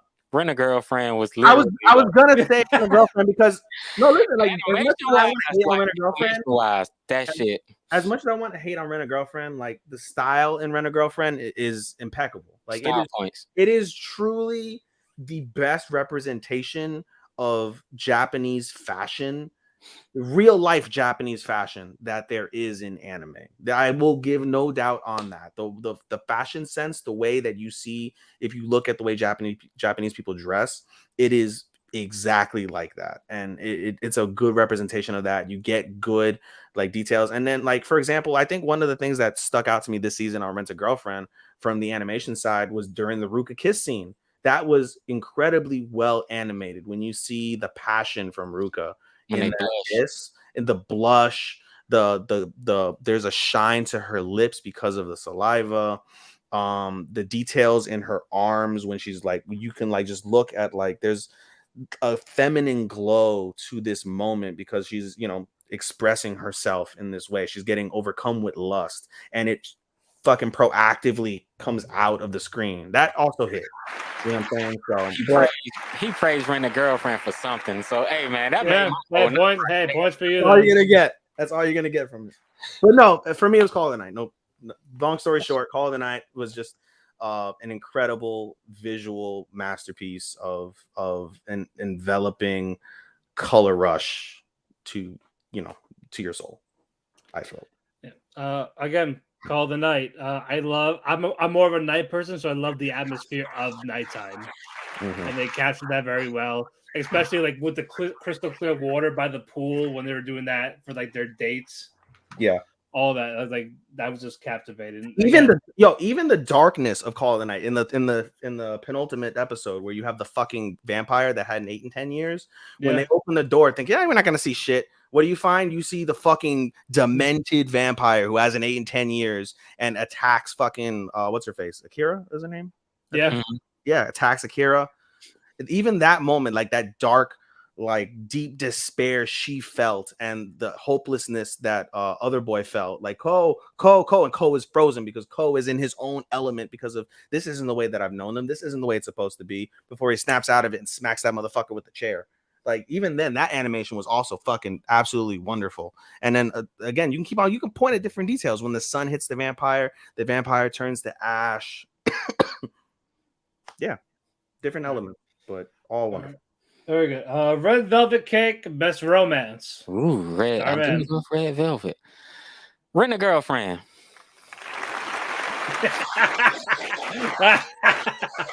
I'm glad you primed that up. You know, I didn't know he was gonna say that next, but I love Red Velvet Cake and Rent a Girlfriend. Romance, man. No, man. He's a fucking putz. That nigga's a putz. That's my favorite. Don't give that nigga no love. No, man, that's my favorite rom-com. Like you said, like romance, like just the fact that like I said, man, when it comes to Chizuru, he's a straight simp because you get no love for being a simp ass bitch. Bro, I got admittedly. No. Okay, I gotta admit it. I'm one of the guys who've been in that situation where you cool around the girls that you know how you'll like a chick and you won't give her too much attention, and that makes her want to give you more attention. Sadly. And then you'll have the chick that you kind of like feeling, and you like, nah, shot, I want you to be feeling me too. You can't keep your cool and composure. I've been there years ago. So I just kind of felt like, damn, dog, that shit is true. It be like that. And the fact that Ruka, he pushes her off to the side and he can actually establish boundaries because he's not into her, and she starts throwing herself because he keeps that distance. I'm like, damn. That poor fucking when he gets around Sumi, and Sumi is just like, we must protect Sumi. I'm gonna just protect Sumi. I'm not even into Sumi like that. I'm just gonna protect her and just be a stand-up guy. I remember he doesn't into her because he's an idiot. He doesn't see it. He's so fucking oblivious because he's stuck over this fucking bitch Chizuru. But it's not that he's not into her, because there's plenty to be into with Sumi. He's just a fucking moron. He doesn't see. It's the devotion, man. His full overly over the top devotion to Chizuru, man. That seals the deal. He got all these other love interests coming, but you know, it's love. He went to her grandma before she's on her deathbed and it's just like, yo, I love your daughter. He got pulled into the situation. He told that dying woman in her face, I love your daughter. I'm gonna marry her. He got pulled into it. I don't care, bro. That's romance, bro. That shit make my heart, you know, flutter a bit. That does not make my heart doki doki. No, it does not. That makes me do Girlfriend. this every fucking episode of Rent a Girlfriend, except for like the last 3 episodes. I was doing this every fucking episode. Oh man. And then fucking time, romance, man, because he's so supportive, bro. His devotion, he just really supports her, and I'm really like, he simps out, but I gotta give him more credit, man, because he ain't like that with everybody. She's toxic as fuck, but that's another conversation. She's toxic and he's stupid because he don't fucking recognize that. Hey, yo, you did the Puerto. Can you do it again in the Puerto Rican? He's stupid. Like, it's stupid. It's stupido. That's my choice, man. Rent a Girlfriend. That's my favorite romance. All right, come on, Ethan. Red Velvet. So, you know, I had put Vermeil and I talked myself out of it in part 1 by going in depth on why I like Stepmom's Daughter as my ex. It's weird. I 100% understand that. It reminded me a lot of Arrow Manga Sensei that Starman doesn't fucking like for obvious reasons. I respect that too. It's weird. The whole ancestral thing, even though they're not related because it's step shit. It's weird. But as I had said in part 1, the entire reason why they're not together is because of a breakdown in communication. I can't tell you the amount of women that I've messed up with or have messed up with me because of lack or failure of communication. It's one of my personal like downfalls with myself is I'm not good with communication. And so seeing that happen, seeing that play out on the screen really made me like appreciate their situation. And also the fact that they're able to draw from those experiences and think about the what ifs. I think about that constantly with several women, the what ifs of life. What if things had progressed differently? What if I had met you before this one? What if I had slept with you later instead? What if I had slept with you sooner? Whatever, things of that nature.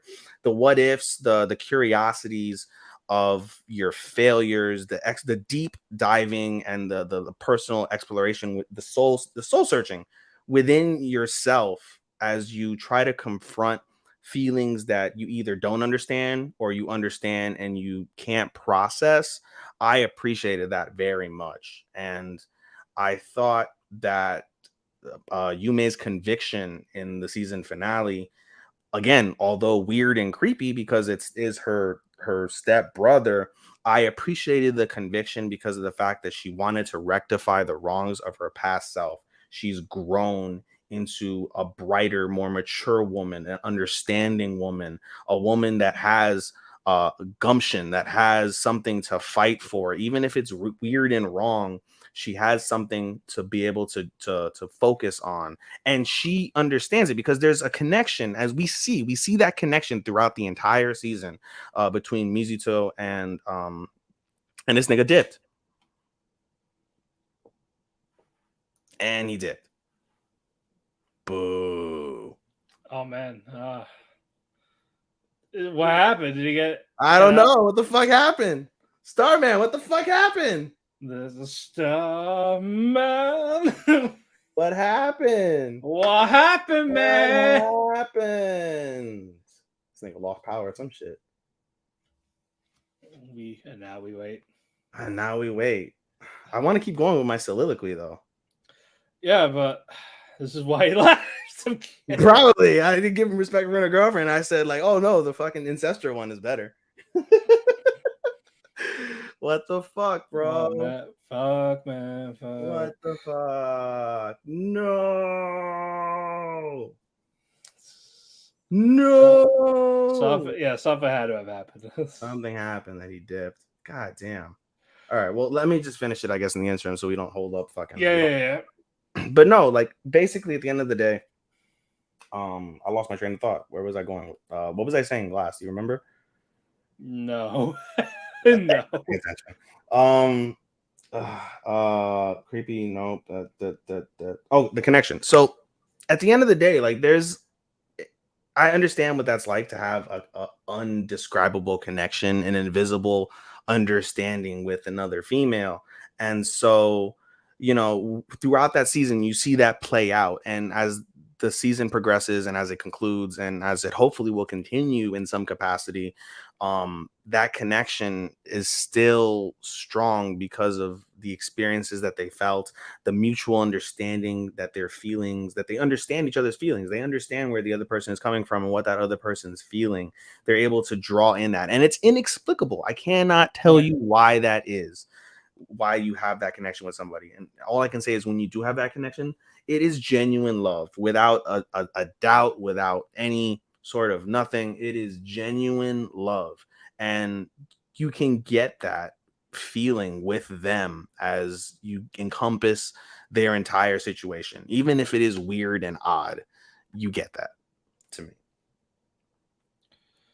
Very good. How man, it's like, should I just continue without? Oh man, it's tough, man. Fuck. I wish we could pause, but we can't pause because it's in real time. Yeah, we're live. We're live, pal. Fuck. We are live, pal. Ladies and gentlemen, the two people that are listening, we technical difficulties. Major technical difficulties. I'm Mr. Starman's in here. What the fuck? How can you want to join and have shit internet, pal? Even my podcast host that lives in the middle of the fucking nowhere has fucking I live in the woods. Did he get got? So he's in fucking Georgia? What the fuck happened? This is sad. Well, in the meantime, what was your romance of the year, Matt? Call the night. Okay. No, like they were growing. They were like there were something special together. Even if it wasn't like full on I love you and all this, but it worked with what they had. And I enjoyed it and how everything built up. Especially at the end. Yeah. So all that again, hats off to that. They handled it right. For not going at the end with that fucking IMU and all that shit. This sucks. This does suck. Oh man, we gotta. We could join together in prayer. On runner-up romance. Labyrinth. We're gonna spread out runner-ups while we kill time. Oh, here he goes. What'd he say? Whole network went out. Wow. I think he's coming back. Can you join on your phone? Can you join on your phone? LOL. I was reconnected. But yeah, let's do some runner-ups while we wait. Yeah, fucking Harlem Labyrinth. It was romantic. He's fucking romantic. I would have said fucking. I would have said Vermeil. Like I said, I had originally put Vermeil before I talked myself out of that. In literally part one, I literally came up with that when I said I'm changing a thing. It was literally because I was going into stepmom. But I had put Vermeil because of the fact that you do get that wholesome like moment between Vermeil and Alto, and it's a progressive thing where Alto like rejects this notion like because he's oblivious to fucking Lilia. He's oblivious to her, but like he rejects the notion of like, no, you're just like my familiar. Like we're not supposed to do this. This is wrong. You're only supposed to do the person you love. And then as you continue to progress throughout the season, he does legitimately fall in love with her. He understands her deepest scarring moments, and he's able to draw from that and realize like, this girl is she's another person that wants to be loved. She wants to feel love, and I want to give her that love because she means so much to me in terms of, you know, who she is and you know what she represents. Even if she is evil, the devil, the scourge, you know, she's affected me in such a great way that I'm willing to go to the depths of hell, to the ends of the earth to be with her. And that was really emotional and raw. You know what I'm saying? So Right. No, you are correct. yeah. Well, let's see. What other runners we could have done? Oh man, not engaged kisses. You want ripe? You want crumbo? You want legal? Boom. He chose fucking ripe. Oh man, I mean the other fan service thing was Vermeil. That was obvious, right? Yeah. What was the runner-up fight? I didn't have a runner-up fight. Oh, Chisada Majima. Okay. Yeah. No doubt. Okay. Damn, we still have a lot of awards to go.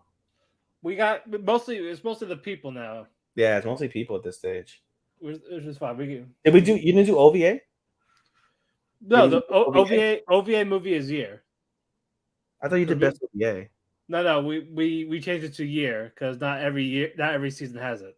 Well, I figured since there was one or two, rather, at least you would give it to. It was just one. It was just be a default type thing. So There was two.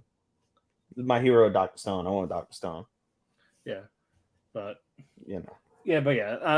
Movies, OVAs. It's better to save them for the year. Do you have a disappointment in terms of runner-up disappointment? Oh, Teppen. I didn't include the ones I dropped because I was like, eh. I to me that's considered a default. I was gonna say the ending of Engaged Kiss. That was my disappointment. My runner-up disappointment instead of an entire season of Boruto, basically. Yeah, that's definitely another one. And fucking, what else was a disappointment? Yeah, he said Devil Part-Timer. Yep. I agree. Yep. You probably would have said that Princess from Overlord. I wouldn't call it a disappointment per se. Or I am not confessing to. That wasn't a disappointment. That was just frustrating. That was pretty frustrating. Yeah, that was frustrating. I wouldn't call it a disappointment though. You know, that's fair. I get the logic. It was just frustrating that he chose that logic. Right. What was your runner-up for OP and ED? ED Abyss. 100%. And OP, not girlfriend. I thought about it. It was catchy, but probably Classroom. I enjoyed Classroom. For both, for me, it was Ruby. I can see that. Ruby was running up soundtrack wise for me. Ruby was so good in terms of the soundtrack. You didn't even watch the show. That's crazy. You didn't even watch the show, but I know enough because I've seen Ruby. Yeah, but yeah, and just this hearing the soundtracks is like, this is dope. Yeah. Like I can get with it. So where's he's still out. He's still reconnected. What was your How much longer? What was your runner-up fantasy? I mean, you know, I was literally joking when I said harem. I mean, I guess if you're thinking about a literal fantasy of your existence, yeah, you would say harem, but I was not thinking harem whatsoever. I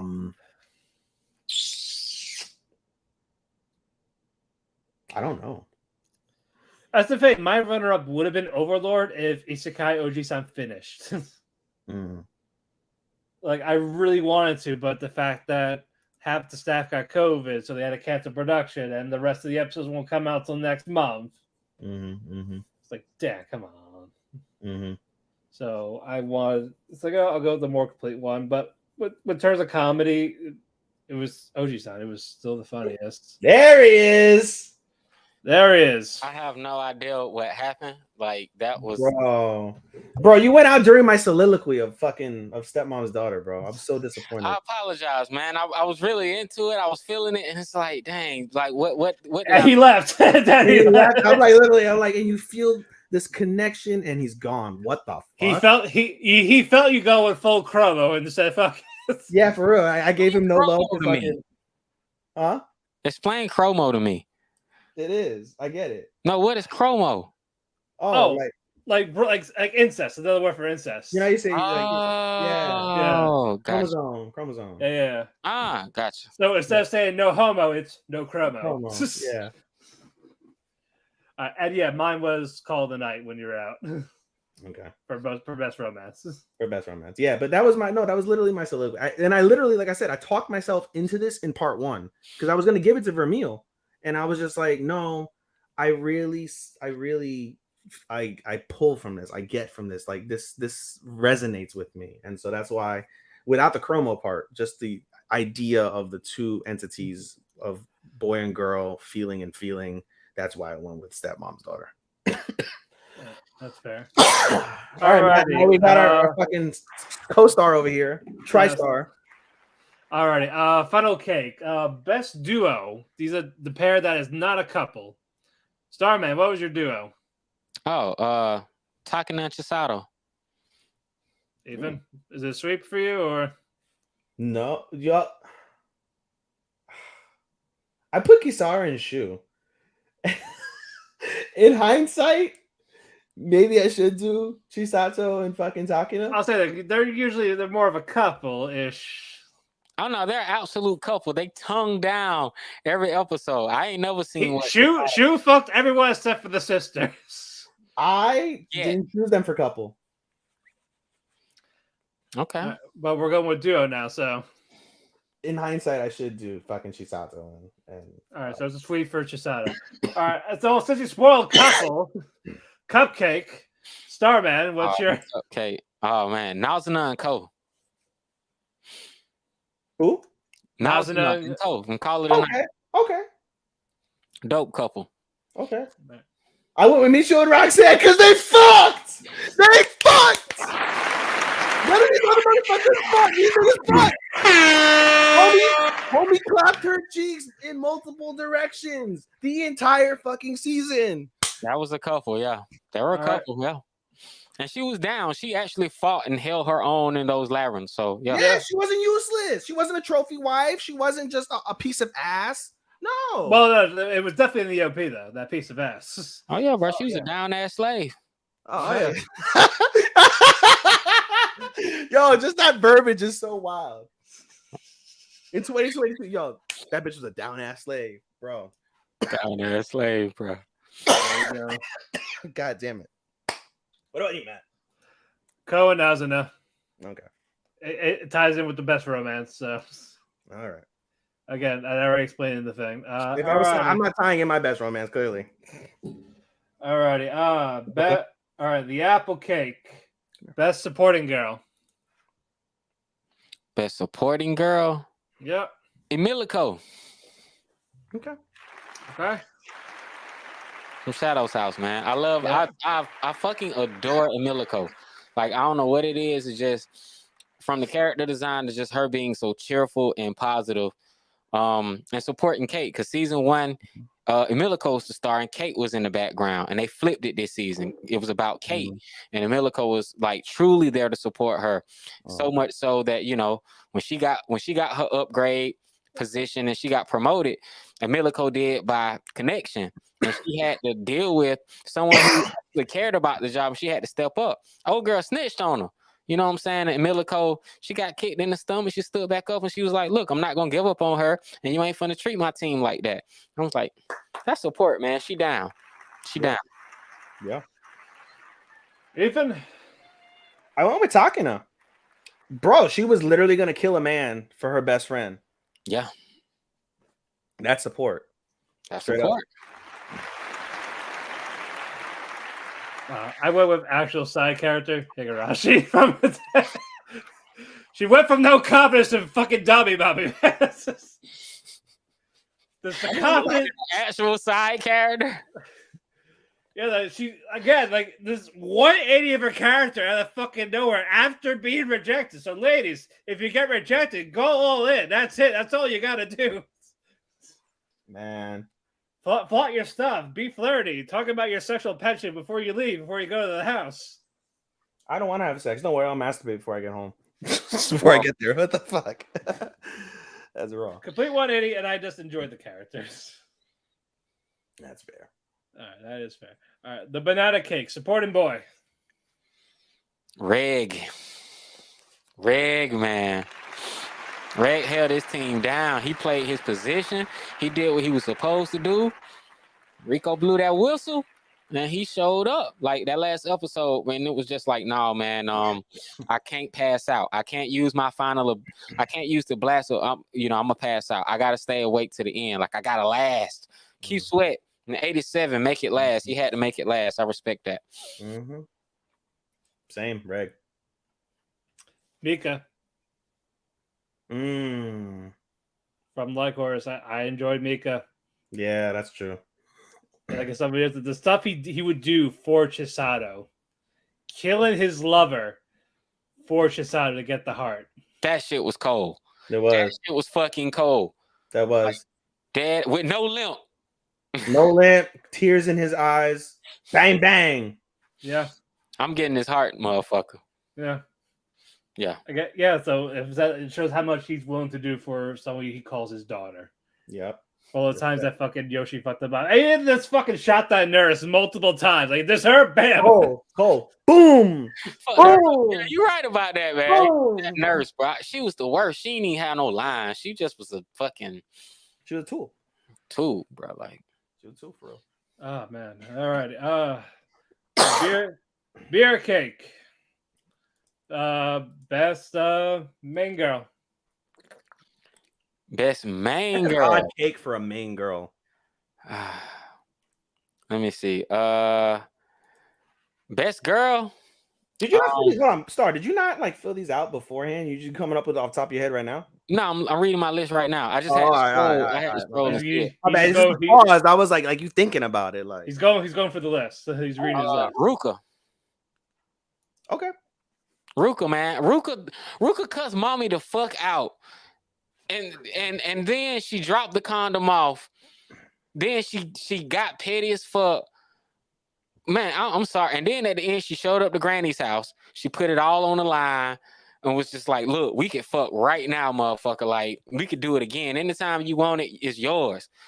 I don't know. I felt like for the simp that Kazu was, man, Ruka really like, nah, bro. She was down, bro. She was best girl, but she was absolutely down. She made this season really less cringy because she stood up and said, fuck you, bitch. Like, get the fuck out. I respect that. I do too. I respect that opinion. All right. Chisato. I can't argue, man. That's what the internet says. Chisato, best girl. Chisato, bro. I mean, Chisato. Yeah, bro. I mean, she was just an enjoyable character. That personality of hers, just her ideal for what she does stuff. Infectious. What a wonderful friend. What a down ass fucking fighter.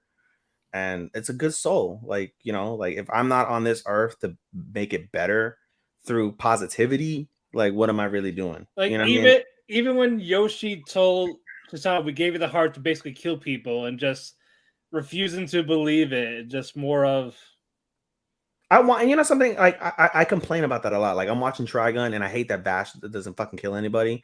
I understand why now that I've seen like 18 episodes, like that power is fucking raw. I get it. But and he sees like what the fuck happened with knives. That's as far as I've gotten. But so I've got a little bit better of an understanding why you don't want to kill people, but I just hate that premise. Like, yo, like you got the strap, fucking murk a nigga with the strap. The fuck?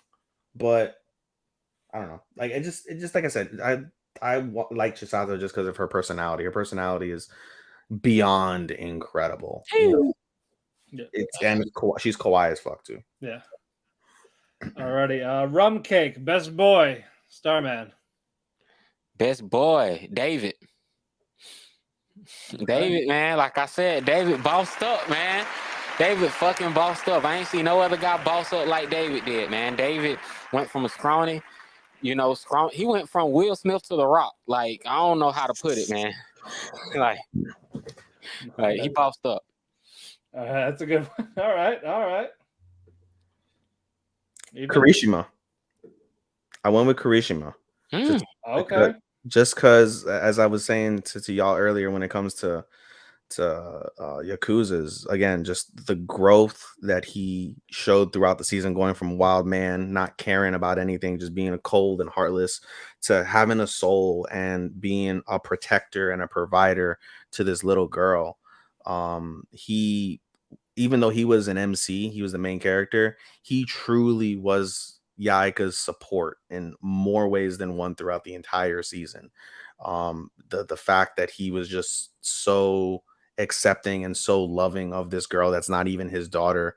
And again, you can probably play out the fact that it is Yakuza. You have to kind of be that way, but you get from an emotional standpoint, it's way deeper than that with him. And so that deep connection that he has with Yaika and the growth that he exhibited throughout the season, he was incredible. So definitely Kirishima for me. Kyo, call the night. Ko, not Kyo. Ko. Yeah, sorry, Ko.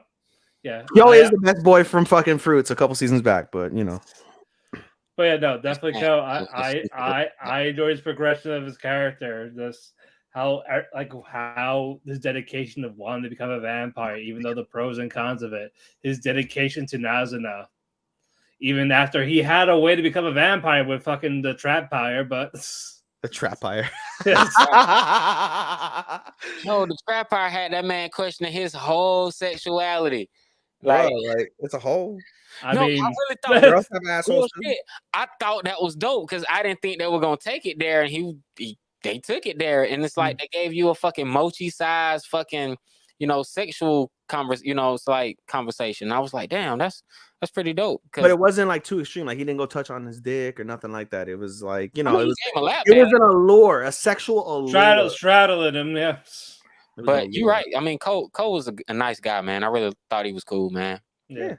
Because again, it would have been Ayane Koji, but they fucked him up. Fuck him. Fuck him. Alrighty, Princess Cake, best waifu. Elf from Uncle from Another World. Elf. Okay. I like that one. That came out of left field. Her character design is really dope. Like, she is really pretty. Like, I need more of that. Like, she was just really pretty. I just like looking at all her scenes. Like, I'm not gonna lie, like the ice witch was like cool too. Like, but nah, like Elf. Like, even when Uncle transformed into her, I was like kind of feeling weird inside. Like, ooh, it's like she's still hot. Is she legal? I didn't watch the show. Is she legal? I mean, she's an elf. She's 300 years old probably, but she's hot. Yeah, she got the body of an 18-year-old still. So I'm dead. And she's a redhead. Yes. Oh, okay, that's why. That makes sense. Nah, man, redheads. All right, Ethan. Chisato. I forgot to say Roxanne. Like what? Ruka. No, if I want to be honest, I went with Chisato just because of how badass and again her personality. I keep talking about her personality. How it is, yeah. In terms of her personality is infectious, beautiful, lovely. But if we're actually talking about like actual, like for real, like girlfriend potential, it would legitimately be Ruka. Like for all the reasons that fucking Star said.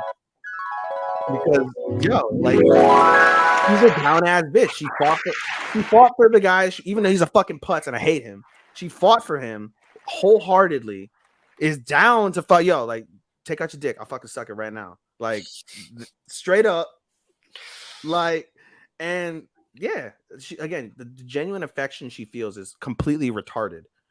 I gotta say that word. It's retarded, but it's too late with that. Too late. Sean wishes he had that a while ago. I was like, I got a button for that. Nah. Oh God, I need that button for him. No, I know for real. Nah, but like she's like down as fuck, like for real. Like, and if it wasn't, I can't call Sumi a waifu, but protect Sumi at all costs. Protect Sumi. Ayano from Engaged Kiss.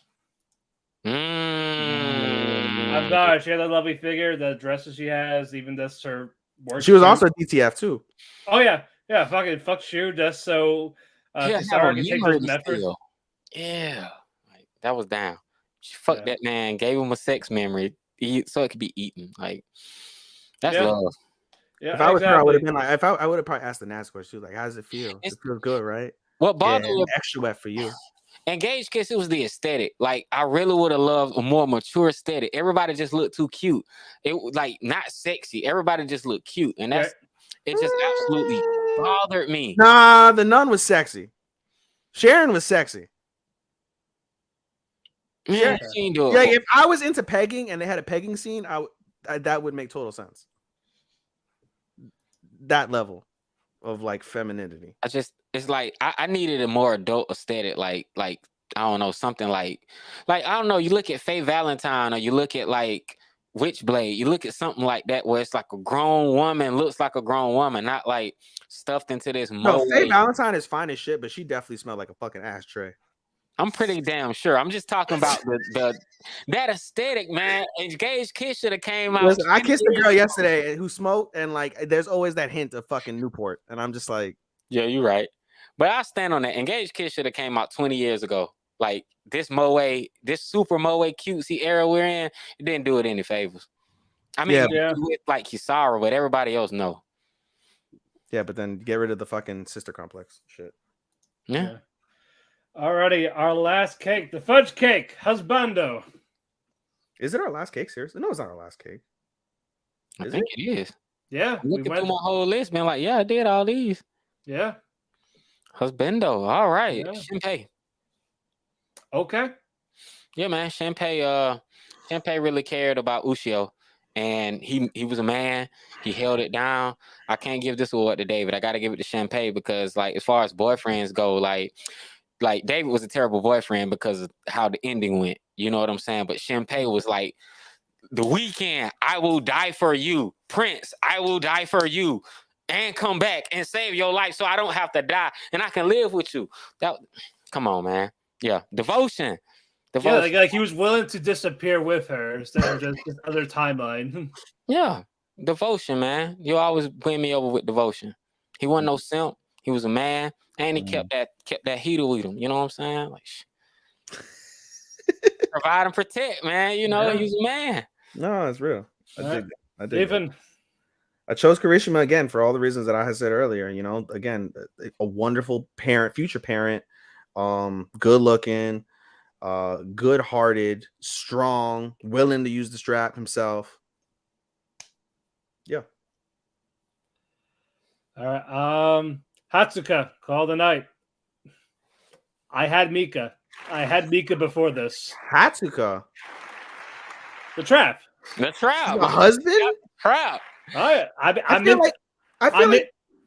feel like husband would have to be a little bit more manlier than that.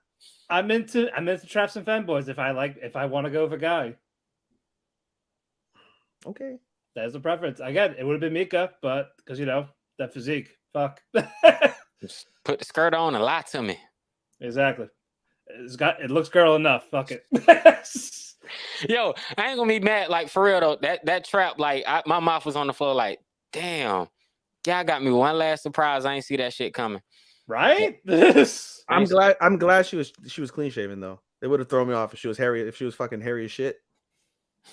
Well, but yes. The shower. I'm respecting of the fucking gender, and you want to fucking correct my gender? No, the shower scene. That's what tripped me the fuck out because, like, you get they weren't blurring the top. Yeah, people had the same reaction the viewers did, and I thought that was really dope for them to like do that. Where he looked and he double take. For 2 seconds, I thought it was like, oh, it's an uncensored thing, so we can see her titties. Exactly, and he's like, oh, that's a boy. Damn, she got a dick.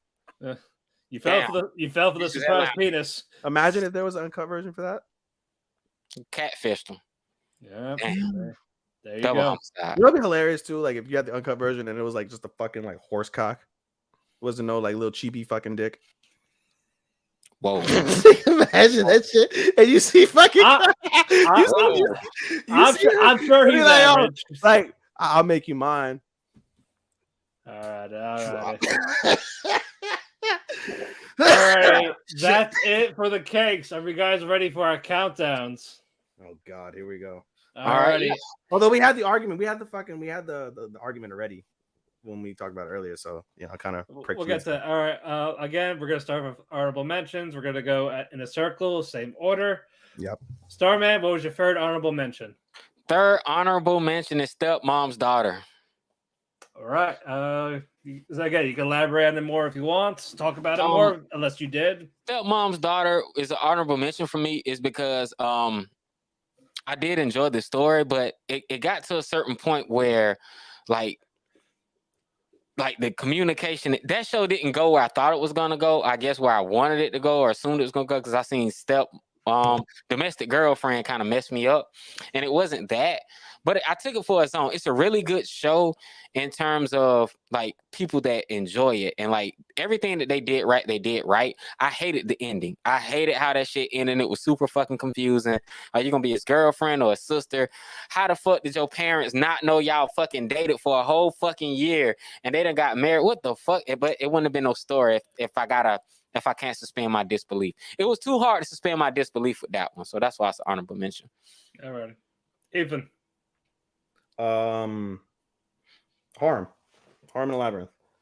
I mean, it was what it was. It was a cool ecchi. It had a little bit of story. It had a lot of sex, a lot of good sex. It was like, I think, was it Sean? I think, or was it Star that said that shit? Somebody said that it was a guilty pleasure. It really was. It was. Yeah, that was Starman. Yeah, it was. Angel didn't watch it. So. It was a guilty pleasure that I enjoyed quite often, alone. Before I went to bed. Rent a Girlfriend. All right. Wow. Yeah. There was some good stuff, but at the same time, there was a little bit of the cringe that came too much. A little bit of cringe. It was cringe until like episode 9. Keep it 100. Yeah, the last 3 to 4 episodes were great, but again, there was other stuff I watched that were a little bit better. So a little bit. Yeah. If you think of where you have 13 versus you have 1, and you call that a little bit. No, like there's a couple more. Like I like them a little more. They're there, but it should be an honorable mention at the very least. Respect. Again, it's popular enough. There is the charm to it behind the cringe. It's tiers for me, man. Like 1 and 2, high level. 3 is a little bit low. 4, just a tiny bit below that. 5 is a little bit below that. 6 is okay, and then from 7 down. I enjoyed season 1 better, but again, it's still not the worst thing I've seen. You enjoyed season 1 of Rent a Girlfriend better? Yeah. What? That's why it's an honorable mention, because 2 is absolutely superior in any way, but bro, 2 is miles better, and I don't like it at all. He said it all. The last 4 episodes are the most captivating part of the entire series so far. You know what I'm saying? Right. Number 2. You're fucking surprised that you ruined for me, but it didn't ruin because it was a little bit. You already said it. Ethan already said my number 2 is his number 1. Labyrinth. Labyrinth was extremely guilty pleasure. I couldn't watch that with the guys or the friends. I watched that cut by myself. I didn't even let my dog in the house. Like, you got to go outside, Sean. You know what's funny? I watched it with a whole female, and that's how you're supposed to do it. I mean, but fuck her now. But whatever. But she was like, I can't believe you watched this. I was like, I mean, is it not fucking dope though? She's like, it's all right. And I was like, see, you don't hate it. Yeah, Labyrinth ain't to show out right. You want to go and redo that? No. Yeah. They're better harems and they're better adventure anime, but you put them together. It was a nice treat. Are there better harems? Harems? I mean, the greatest harem anime. I ain't gonna say greatest, but I don't know, man. Like Redo Hill, it was.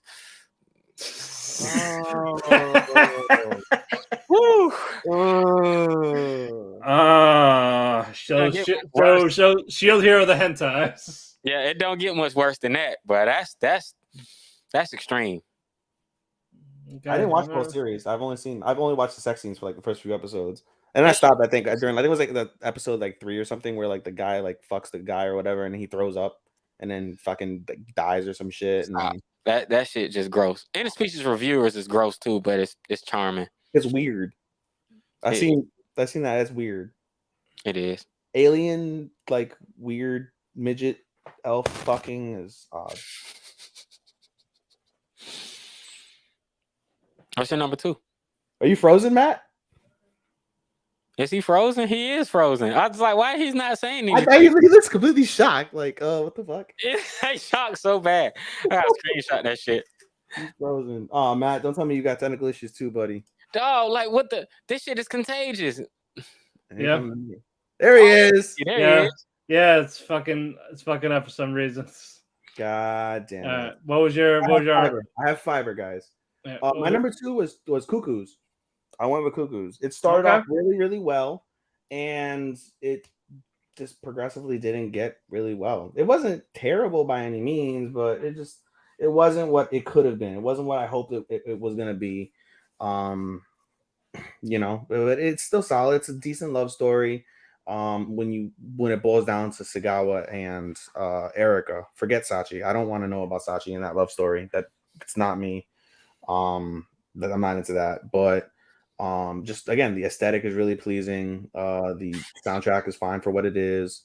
It was solid, but there was others better. All right, Engage Kiss. Again, the concept was really nice. It started off fine, but I feel like it just fell off the rails. And it was just more of what did you want to be, and I didn't get that. And again, these couple episodes, again, I hated the sister beat Asmodeus. Yeah, I think that just ruined it for me. True, but again, I like Shu. I like my fucking waifu for the season, obviously, but Kasara was an annoying bitch. Shu chose right. Shu chose ripe over legal. Whoa. All right, what was your top honorable mention, Starman? Ethan, he beat me to the punch again. Couple of cuckoos, man. Like, I was in it, bro. That is a good, like, I hated the last 2 episodes, and they kept throwing this Sachi curveball in my face, and they kept pissing me off. And then he acknowledged Sachi like too many times, like, you're my sister, not this. They did the whole bumping in the head, spoiler, kissing thing, but cuckoos, man. Overall, it was animation was clean. Animation was clean. It was a wholesome, nice plot. It was a nice plot. It was original in the sense of, damn, okay, I've seen this before, but if they would have done like with Cuckoos, like if they would have been like, oh, what if he was like scientifically crafted? That would have been unique. Well, Cuckoos, the only thing that threw me off was that brother shit at the fucking end, bro. It made no sense. That shit. It's fucking Erica's dad just throwing people off. He's just fucking confused. I'm rich and bored with my money. I'm gonna toy with children's fucking emotions. When they introduced the fake ass brother, it knocked that show off my top 10. That show was damn near. It was in the middle of my top 10. Yeah, I had it in my top 10. Happened, knocked it right motherfucking off. It was close, yeah. Same. Ethan, I talked myself into this. Engage Kiss as 11. All right. So I bumped something else above it. You'll hear it in my number 10. All right. But yeah, no, Engage Kiss. I had it in my top 10 for the longest just because the animation was really good. The kissing, they didn't blur out the kissing unlike a couple of fucking animes that we've seen recently. So that was cool. And again, I liked the story for what it was up until the end. I agree with what you're saying, Matt, in terms of Amadeus. I wasn't feeling it at all. They could have gone in different directions with that ending. It was very disappointing from that standpoint. And we might get a season 2, I suppose, because we still have the thing with Kisara and them, and with all these shows that have been like mid, like, or shitty endings, like, I'm still gonna watch them because they were still impressionable enough in this current moment. And there's a chance for them to improve. And there is that, for sure. So yeah, engage with my number. All right, my top honorable mention: Vermilion Gold. Again, it was enjoyable. I liked for what it was. It was never spectacular. I don't think that's what they were going for. It was just nice enough from beginning to end. And again, those last couple episodes with Vermeil's past, even in the middle with Vermeil's true form, those were okay. Like, it's actually something different. We can work with this.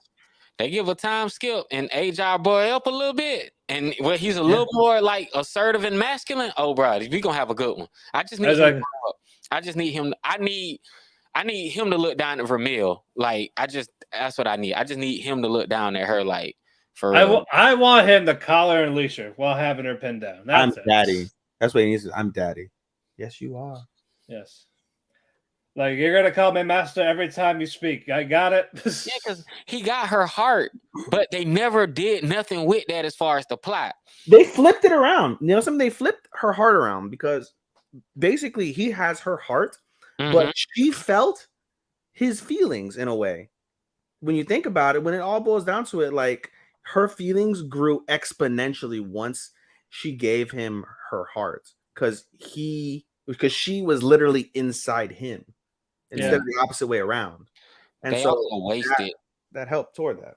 They wasted their side characters like no other character had. That's fair. Like no one gave a shit about him.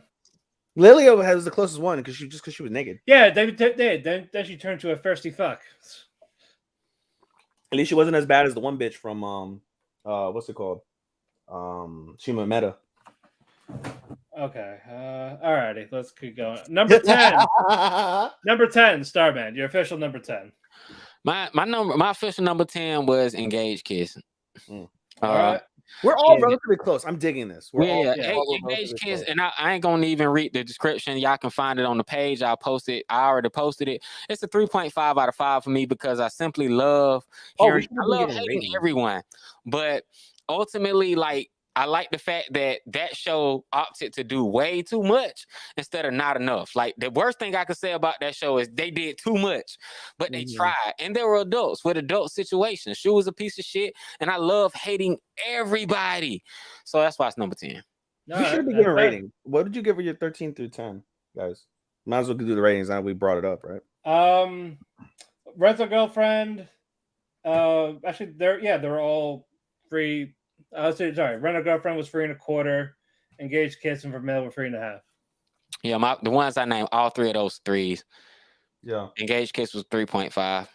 Yeah. So Harm 3.25, Cuckoo's 3.5, Engaged 3.5, 3.75 maybe. All right. Number 10 for you, Ethan. It went down, unfortunately, because of how I've talked myself into number 9. Number 10 is Vermeil and Gold.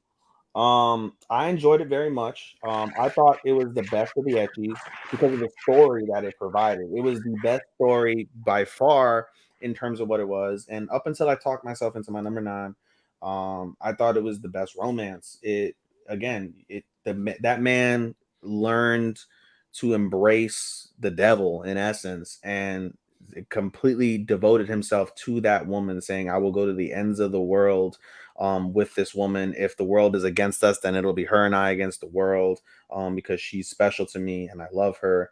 And that was very raw. The moment that we see with Vermeil and her deepest, darkest despair was very sad. The fact that she lost somebody who she looked up to as a mother figure, someone she looked up to as a sister, and a couple of children that she looked up to as siblings was very dark and very sad.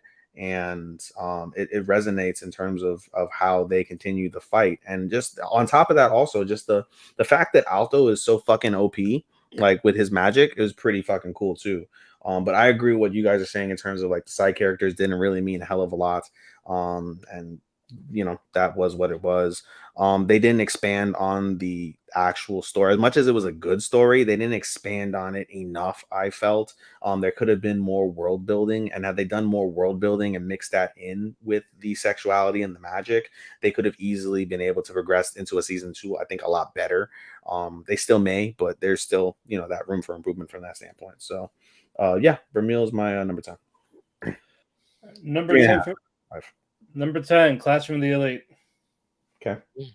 It had potential to go higher, but again, the first exam, the athletic race, they were not that interested in. Mm-hmm. Like as soon as we got about Kushida, that's where it started to slowly pick up. The time splitter. Yeah, the fucking split personality psycho. But the only problem was I wanted more of Ryuya. I wanted more of Manabu. I wanted more of Suzune, because Suzune was a main character in season 1, and this one she took a back burner. And again, I like Karizawa though. I think she's a great addition. We got her fleshed out more. And again, Ryuya torturing her like during this in the cold of winter, then Ayana Koji save it. Like that whole fight sequence was great. Yeah. And the hype up to season 3 at the after credit, yeah, that's fine. Like, okay, I want to know what happens next. So can you actually improve it? Yeah. You have the chance to improve, so we will see what happens. Yeah. Number 9. Number 9 for me was Overlord season 4. Overlord season 4 was typically it was kind of like bumpy. All the other ones are kind of like action packed. This one focused on more politics than action, which since I watch a lot of Gundam, I'm cool with the politics. But it was kind of slow most of the series, but I enjoyed Lord Ainz being a villain. But my favorite thing about this whole series was that 3-episode run at the end. The last 3 episodes, bro, that took it over. That earned a spot on the list. Polar opposite, man. The last 3 episodes just blew it out the water because I binged them. I watched the last 3 episodes in the same day, back to back to back. So being able to watch it like that had a great impact on it. So when I got to the end, Shada was on some Game of Thrones. Fuck everybody. I'm being selfish. I'm selling my soul to the devil to fucking get what the fuck I want. And I'm taking this guy that I'm in love with me. Oh yeah, 3.5 out of 5. Ethan? My number 9. I talked myself into my number 9. My stepmom's daughter is my ex. Again, I agree with the fact that it's just weird. I agree. It's a little cringe from that standpoint because it is the whole sibling thing. But again, the way that the show resonated with me in terms of its romance, I kept talking it up. And goddamn, I put it in my top 10 after it was originally my number 11. It was originally my top fucking honorable mention. I bumped it up to fucking 9. Again, I agree. The ending was just, it's a little bit odd, but at the same time, I saw the beauty in that moment that they shared. And again, I talked myself into it just because of how I felt their romance and their feelings as they continue to discover themselves, continue to blossom throughout the season and continue to build and perpetually grow. And confronting your mess ups is something I think more people should do in real life. And that's something I think that you could take away from that show, even if you do take away the fact that they're still technically related, which is weird. Number 9 for me is Overlord. Overlord. Yes. Because I enjoyed the world building, but I feel like in this season they focused way too much at it, especially around the beginning. Mm-hmm. So part of that took it away because season 3 had a good balance of both. Of how Ainz is, how everyone else is, and then you got a little bit of the world building, learn more about the kingdoms, the other people involved in it. Again, there was not much of a balance here. It was good for what it was, but season Overlord 3 is still the best version of it. Agreed. But yeah, Overlord 5, whenever that happens, hopefully they figure out what they want to do. All right, 8. 8 for me was Black Summoner. You should be counting Japanese, man. I just thought about that. I went with Black Summoner simply because I like overpowered main characters. I like the fact that it was OP. It was harem-ish, but it wasn't an actual harem.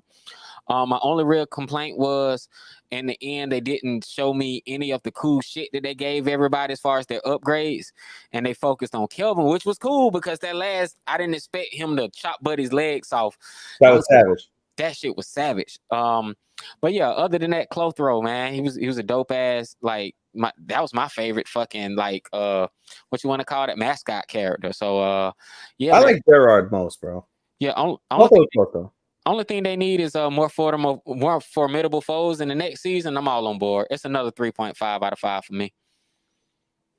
Cool. Yep. My number 8 was Ruby, Ice Queendom. Okay. It's an unheralded show because the animation, if it wasn't for Call of the Night, I would have given animation to Ruby, truth be told. It is really, really crisp, really bright, really exuberant, really eye-catching. The fight scenes are really well done, especially when Ruby does her like little spinny fucking tornado thingy with her ruby roses. Really, really pretty, really, really aesthetically pleasing. The story, it's a side story, so for not knowing anything about Ruby, the show itself prior to that, it was okay for what it was. But again, what really caught my attention was that episode during the season where, again, as I mentioned, she sung about her loneliness despite having the world. Despite having the world, she felt alone, and the way she described her feelings and the way she repressed her true self in her childhood so she can accomplish what she can accomplish, only to not necessarily be recognized for that. It really is something that really touches the soul. And then just the idea in terms of their whole like principle of that show is about friendship and working together and unity, and fighting your inner demons in essence in order to conquer them and be a better person.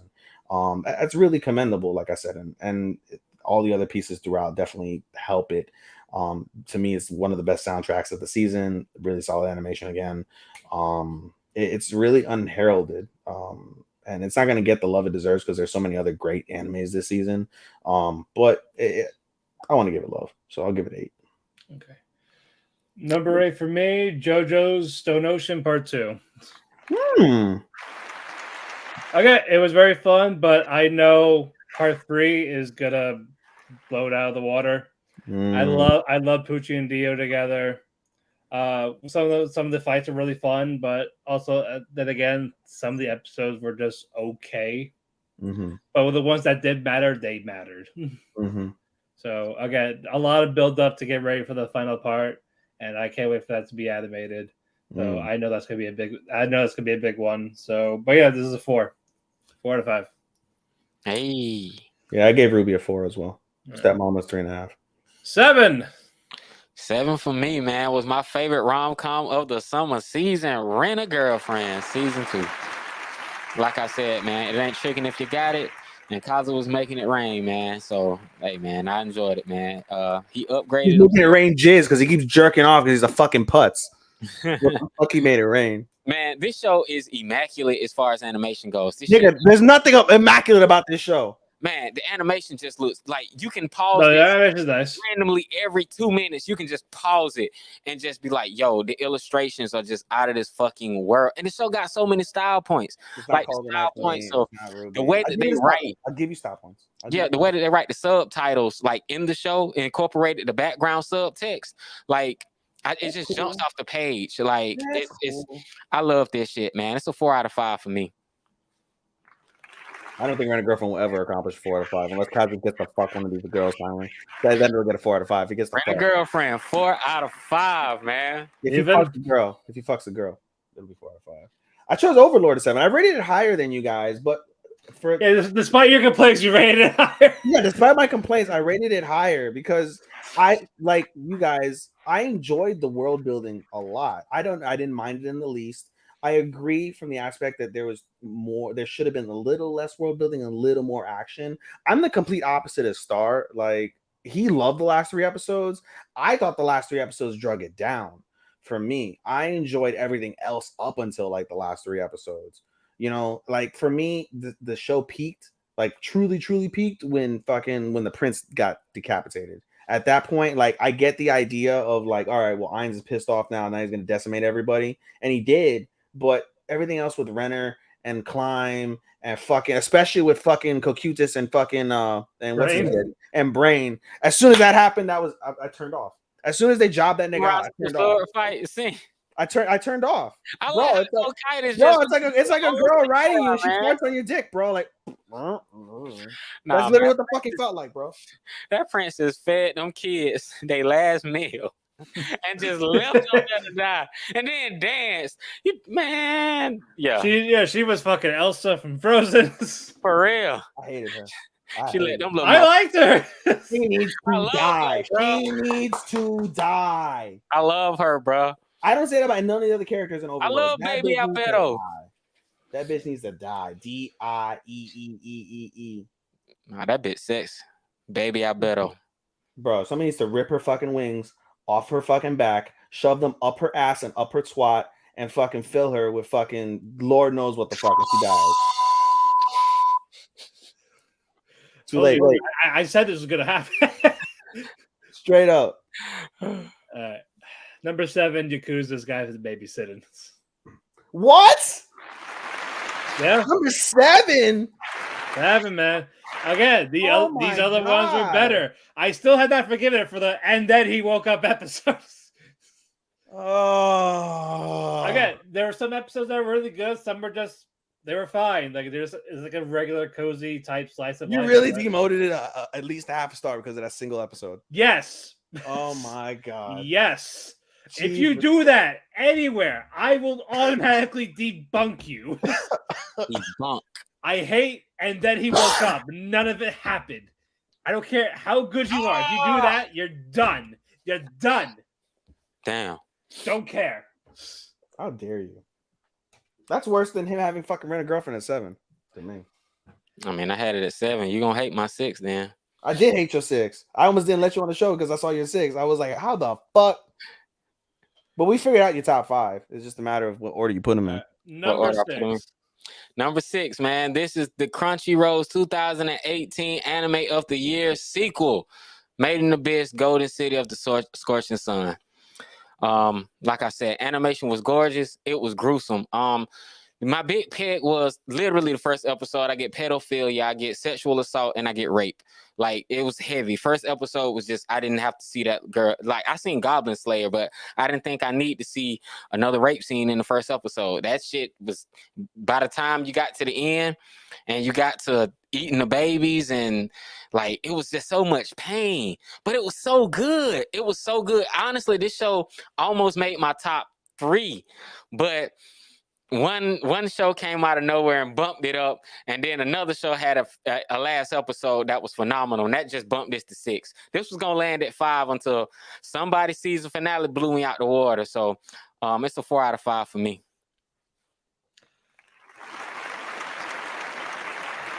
Good for you. Still shaking my head at how low this is. You know what though? Even if you agree or disagree, again, it shows that there's different tastes, and the fact it's still on there, I can respect it for why he would lower it a little bit. Yeah. There were better shows, man. Don't kill me. My 6 was Black Summoner. I like Black Summoner a lot. Like I said, it's my surprise of the season. I didn't expect it to be so good. It again, like Star said, it's a really solid show. The whole isekai dynamic with the slime was done really, really well. I agree that they probably could have had a little bit of stronger characters, but we'll probably get that in season 2 for sure. Trying to think what else I could really say about it. I mean, we said a lot about it as it was. Like I said, the CGI could have tanked it, and instead it was beneficial for it. And I thought it was something that was very unique about the show. The different variation of characters as well. One thing Black Summoner did, I think, better than most of these animes is it made you care somewhat about every single side character. They each had a part. They each played some sort of significant role in a particular moment in the season or more. And it wasn't just like, oh, it's just like, this OP guy and his like mid characters, like all his other characters, like all his other band is OP as shit too. And they all each brought something to the table that made the show better and made Kelvin exponentially better. So it built on that, and it was really crisp. And so out of all these shows that I've seen, truth be told, I probably would look forward to this like in like a top 3 of like season 2s. Like I would definitely look forward to a sequel for this for sure. All right. Number 6, Cyberpunk. Okay, really good. I wouldn't call it a masterpiece, but there's still so much to enjoy in Cyberpunk. This is something I think people should watch, especially in terms of sci-fi, in terms of like that cybernetic type futuristic world, like even like almost kind of like a post-apocalyptic of how like run down the city is, that type of thing. But there is still so much to enjoy. It would be higher, but again, there's other shows I just enjoyed more in terms of a better connection. If that wasn't the case, this would have been easily a top 5 anime. Cool. So yeah. 5 though. Speaking of 5, it's time. Down to the top 5. All right, here we go. Top 5. We don't know. We don't know. We knew, guys. For retrospect, we knew Stars 6 through 10 because he posted it in the group prior to that. We haven't posted ours. Matt and I normally don't until after the season. Yeah. I post my reviews throughout the season, but I don't actually name them in my like reviews. So I just put like an honest opinion of the review. So my top 5 is coming tomorrow. I'm gonna post it in the group for everybody to read. TikTok, every YouTube, everywhere you can go and see my top 5. All right, here we go. Top 5 was a real contender for anime of the summer. The show had more buzz, more hype than any other show this season. It was a true coming of age story, reminded me of past shows I've seen. And it was just remarkably dope with some of the best action I have seen, hands down, this entire season, with some of the most phenomenal gunplay anybody can ever witness in a good time. My number 5 is none other than Lycra's Recoil. I gave it a 4 out of 5. All right. a little higher than lower, I should say, than that. Okay. My number 5 was JoJo. Oh, you rate that higher than me. I did rate it higher than you. Yeah, I did rate JoJo higher than you. I loved it. I'm not a manga reader, so I am going based off the hype that you guys tell me. So I'm really, really looking forward to part 3 of part 6. This is part 3 of part 6, right? This is part 6, right? Part 6 it's technically part 6. Part 2, I know this is part 2 of part 6, but yeah, these fucking parts. But no, it was really solid. I enjoyed the twists and turns. It's typical JoJo. You know what you're gonna get with JoJo. You're gonna get outlandish fucking action and fucking story. But really cool action and story as well, and solid drama. And you get all of that with JoJo. As I've said before when we talked in part 1, I think Pucci is probably so far, besides Dio, the best villain that the show has produced, better than Kira. It makes sense though, because Pucci and Dio are like this at the time, or whatever the case may be, given their story and backdrop. So, but he's definitely the best villain. I probably could have, truth be told, I probably could have given Pucci the antagonist if it wasn't for the fact that I gave it to Majima being Chisato. You'll probably give it to him in part 3, and when they do part 3. I'm looking forward to hopefully doing that. But no, it was really good, really solid. I thought the end of part 2 it fit perfectly to the next phase of the show. And yeah, it was really, really good. 4 out of 5. Alrighty. Black Summoner was 4 out of 5. Yeah. Number 5 for me, Shadows House 2. Again, it was I love the shadows. I love everything about the house, atmosphere of it, and as Starman said, it's basically a play. And you get that feeling of a play, especially in their OPs or their EDs. Like I love the ED for Shadows House also with the masquerade with Mary Rose and then Barbie. All that, like everything just tied in together. This again, they make you want more.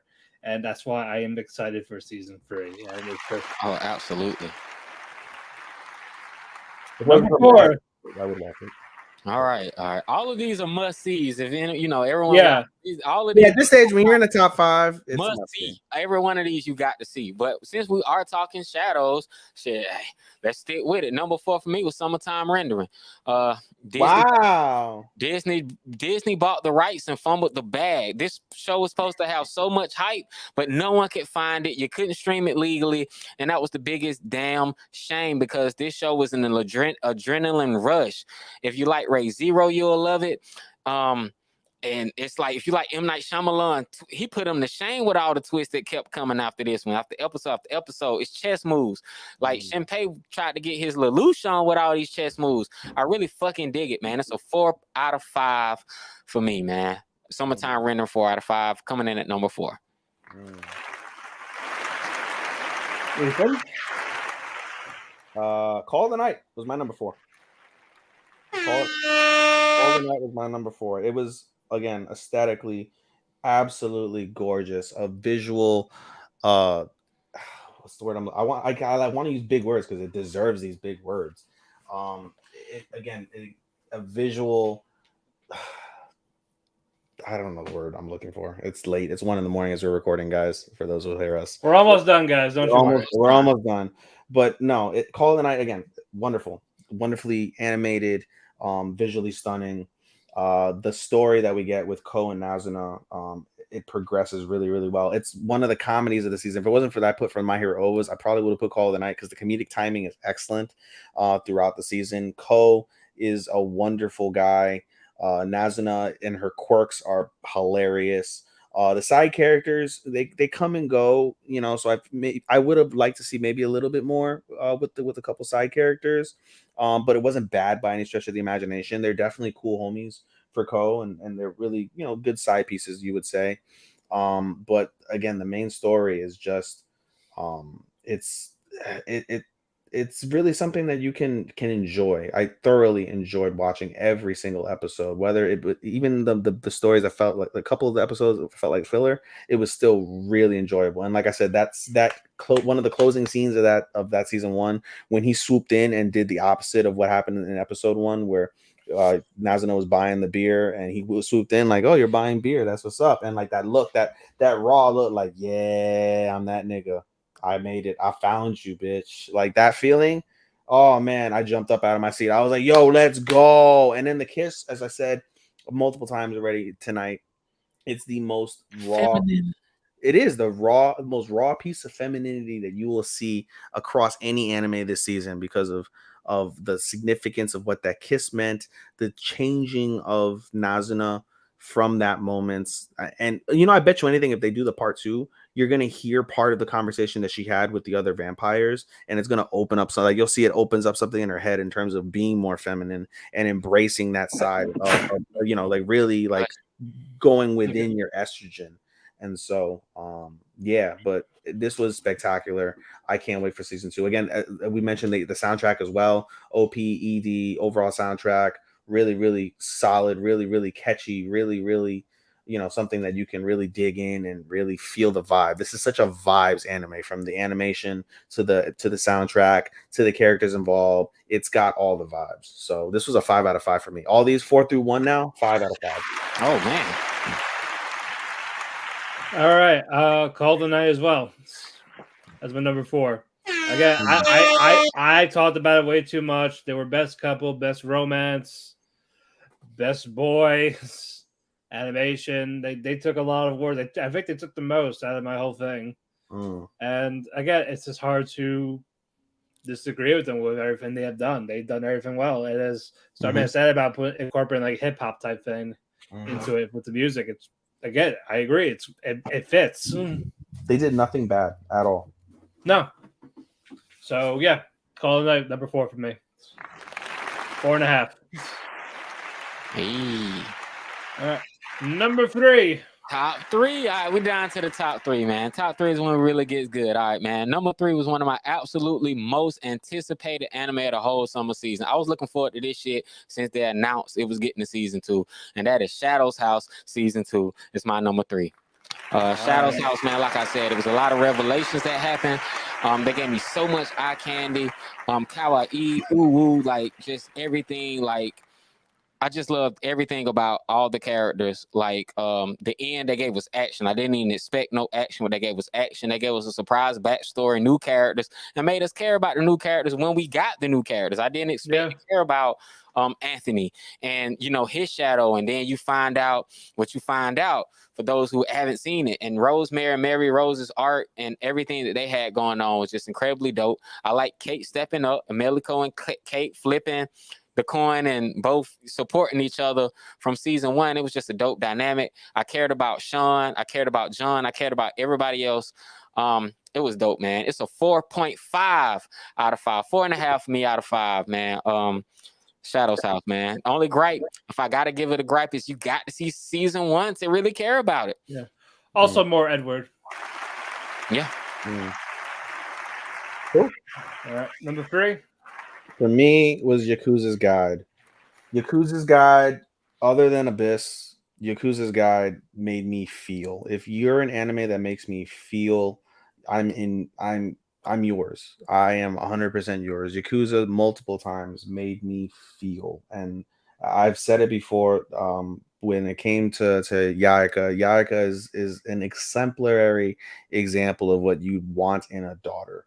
People like Angel, for example, will say like, "Oh, you don't want like the boring, bland girl because that's not real. Like kids aren't like that way." You're right. Kids probably aren't that way. So when you do see a kid like that, it's special. It means something. That girl has been through a lot in her 6 years that they wrote her as, and she is exponentially more mature than a majority of the world.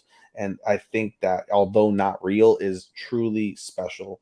The connection that her and Kirishima have is adorable and wonderful, and the things that they experience together and how they make each other grow, and they've become better, better, I should say, better personalities, better people, is wonderful. That influence, having that significant male influence, other than having a father figure or a grandfather or something like that, having that person there is such a wonderful thing, and such a necessity in any child's life. Having that third party significant influence that really matters, and you get that a lot. And even with some of the other emotional stuff, when it really boils down to it, like when you see, when you see Sakuragi really, like feeling for his wife, Yaika's mom, who's in a coma because of fucking Truck-kun.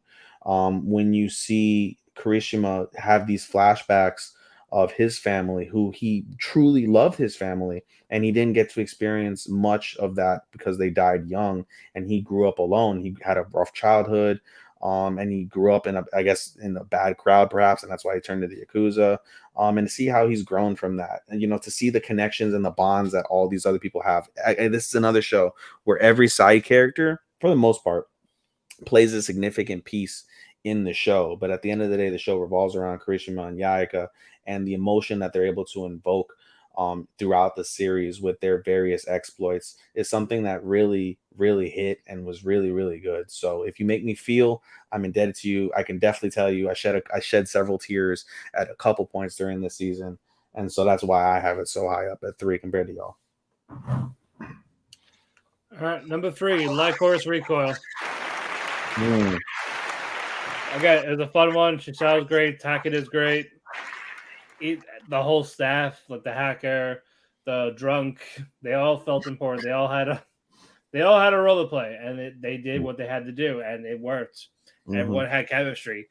Like there was nothing. There was not a dull moment between them. I know Angel hated the Patty episode, but again, that's what girls do. I'm sorry. I'm sorry. That's what girls do. Like it's like Takeda is experiencing life as a normal person. And that's what normal people do. Chisato showed her that type of thing. Again, there was nothing bad. Majima was great. And action was fun. Animation is crisp. But yeah, even with all the death flags, they found a way to not go with it at the end. And they found a way to make it work. So just going poof. So I give Lycor's props for that. If they get season 2, sure. If not, then you know what? I'm okay with. I'm content with just the one season. So it's probably one of the better originals since Vivi. So, and I loved Vivi. So yeah, I gotta get them props for that show had no fan service. Like they skipped on the panty shots, and everyone goes for that low hanging fruit nowadays. And I commend them for going. When she did the skirt stand up shot, and she pulled her skirt down so you couldn't see it, I was like, oh yeah, this show is different. Yeah. I'm not gonna propose that. I wanted to see Pantsu. 100%. Number 2. All right, we're down to the top two, man. Yeah. All right, man. Number 2 to me made the biggest splash of any anime this summer. It made a damn near forgotten about buggy game, the #1 purchase game on the PlayStation Network. And yes, I'm talking about Cyberpunk Edge Runners. Studio Trigger, I feel, is back with the shits. Like what they did with this series, they gave you a pointed examination of how our government and institutions fail us and often push us to make dramatic decisions and make something out of nothing. The soundtrack was hard. The music was incredible. The visuals were groundbreaking. And I think Trigger improved everything they did on their last 2 efforts. One of those being, I'm trying to think, what was about the firefighters? Promare. Like Promare was like the predecessor to this in terms of animation. They really perfected everything that they were working on with Promare. But they stuck to their guns with BNA, with just everything that they do. They always give you something about the government, something about the people, something about combining with machines. I like how they stick to what they know. This was the perfect studio to adapt the screenplay. The only bad thing about it is within those 10 episodes, they weren't able to dive deep into the world, into the backgrounds of what's really makes they didn't get deep into the politics like they normally do, but normally they give you 26 episodes. So for a 10 episode offering, It was excellent, man. I feel like for any anime action junkie, the violence next level. It's super violent. It's blood everywhere. It's gory as fuck. It's action packed. It has the highest replay value of any anime I saw this summer, man. It's a 4.5 out of 5 for me.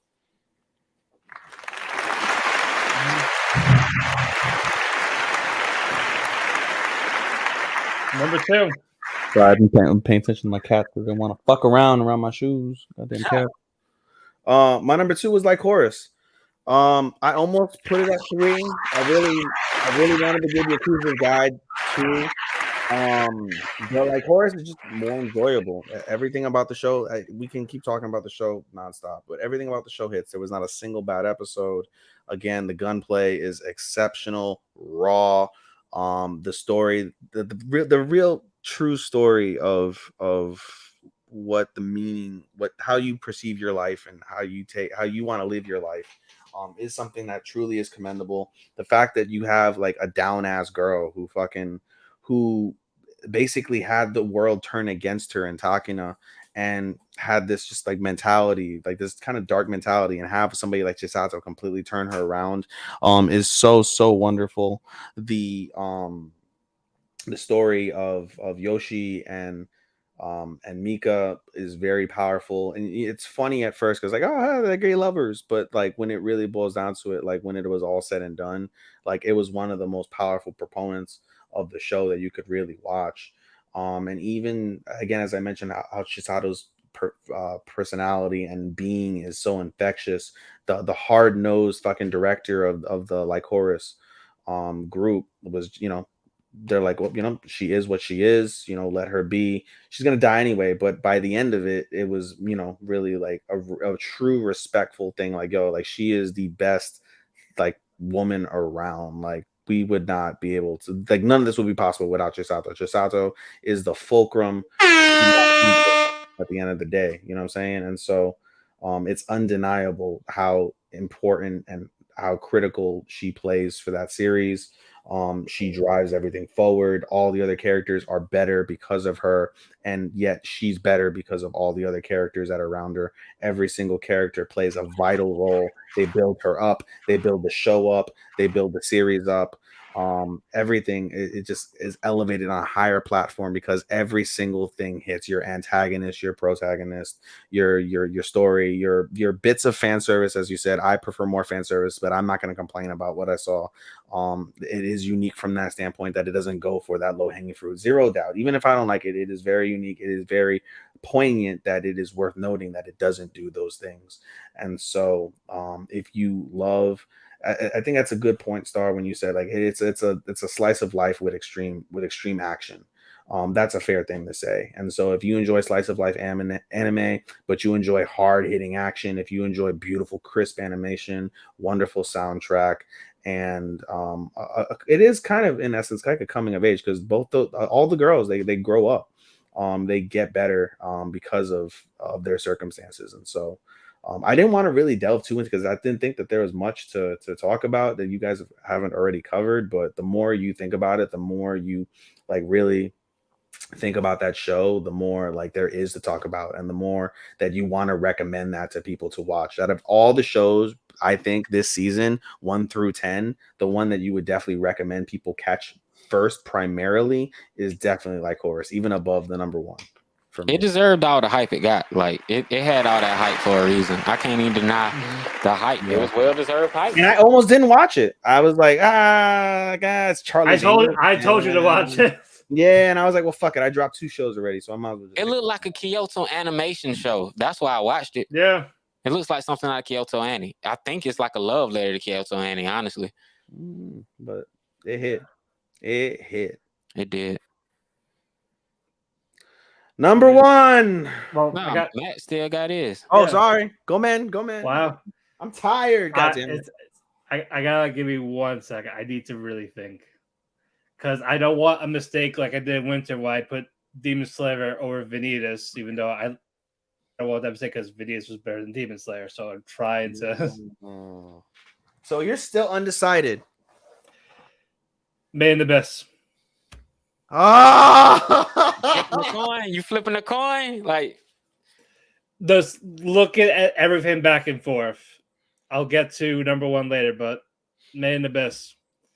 Again, this is not bad at all. If it wasn't for the other one, this would be number one. No episode was bad. I love the atmosphere. There was more world building. We learn more about the Abyss, the first explorers. There was a lot of drama, stuff that made me feel legit sad. And again, we talked about so much here. It's just a wonderful piece of media, not just anime, media. And that's something like people, even if like you're not into anime, I think that's something people should watch. That's number two. All right, number two. Number one. Oh man, you got me on the spot with this one. All right, number one. My number one. This is anime. Hold on, I got it. Number one, anime of the summer. My anime of the summer. Oh man. You should have had a drum roll instead. That would have been more. If I would have had a drum roll, I should have thought I would have put a drum roll in here. It didn't get the hype it well deserved, man. Nonetheless, it was the most well-rounded show of the entire season, and that is Call of the Night. Call of the Night, man, was my number one anime of the whole season. Vampires, man. I got 3 points. My first point, Creepy Nuts. The opening theme, it got me in the mood every time I was ready. It was my favorite opening theme. Secondly, the background visuals, the screensaver worthy. It oftentimes I find myself pausing my 50-inch Samsung TV just to get a glimpse of it, just to breathe it in. Hey, bro, you ain't watching, so you seen it 86 inches like I did. Pause, but damn. That's you know what I'm saying? Thirdly, it's erotic. This show is really erotic. The way they drink blood, the way they get close to breath, it's an erotic show. And a lot of shows had like intimacy and foreplay and all this other shit. But no, this show was really erotic, man. The mood was always set with the background music, complemented all the other elements to perfection. Yeah, man. Shout out to man to Tomoyuki Itamura, man. Light and Films, they did the Lord's work with this series, man. The only down thing I gotta say about it is you have to watch it in HD 4K. But it's a super amazing show. Like you can't watch this in like 720. You got to watch this maxed out everything. But the callbacks that they did, most notably episode 9, when they were getting stalked and the whole color of the room changed when the guy came into the karaoke bar. They did that same thing when they had that vampire at the school, when they went straight up mono with the background. What's they call it? Sapphire, whatever it is, when it's all brown and dark and black and white damn near. I love them switching the effects. At the very end, they recreated the scene that Nazuna did in the first episode when she bit Ko for the first time. They recreated that scene except it was Ko. They literally swapped Ko and Nazuna at the very end.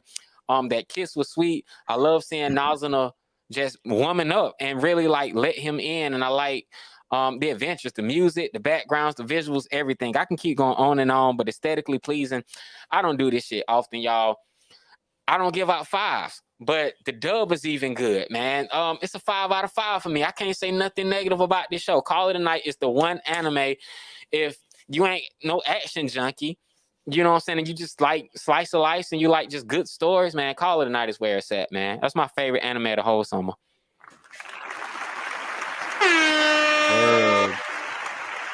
Best thing smoking. I thought Matt was gonna be my number one, like show, but he switched it up on me. So I'll be the one to say Abyss is my number one. I saw that coming. Of course, I've been saying that since week 8 because literally after they finished the story of them eating the children, it was number 8. So for me, before this season, I binged the entire Made in Abyss. I spent an entire full day. I watched the entire season 1. I watched the movie. I spent an entire day watching that show. And so I came in to this season fresh as a daisy with season 1. And Made in Abyss did not disappoint, where Overlord did, where it dropped off pretty significantly from season 3 to season 4. I feel Made in Abyss did not drop off whatsoever. It continued to produce darkness, sadness, and despair on a level that no other anime can possibly conceive. Maybe besides ReZero, like you had mentioned. ReZero is probably the only one that delivers that depth of despair, at least in my viewing experience. It is raw. It is just incredibly sad. It is overwhelmingly sad to see the things that these people went through in order to try and find salvation. However, it's not unique to anime. As much as it's a fiction, it's a real life expression of what people in previous centuries went through. Like all those people that went through, that tried to find the world, find Earth, find what's out there, explore the unknown. This is an animation representation of that to the nth degree when it comes to the extremes of death. You know, they might have been drowned, they might have gotten eaten by a shark, tornado might have taken them when they landed.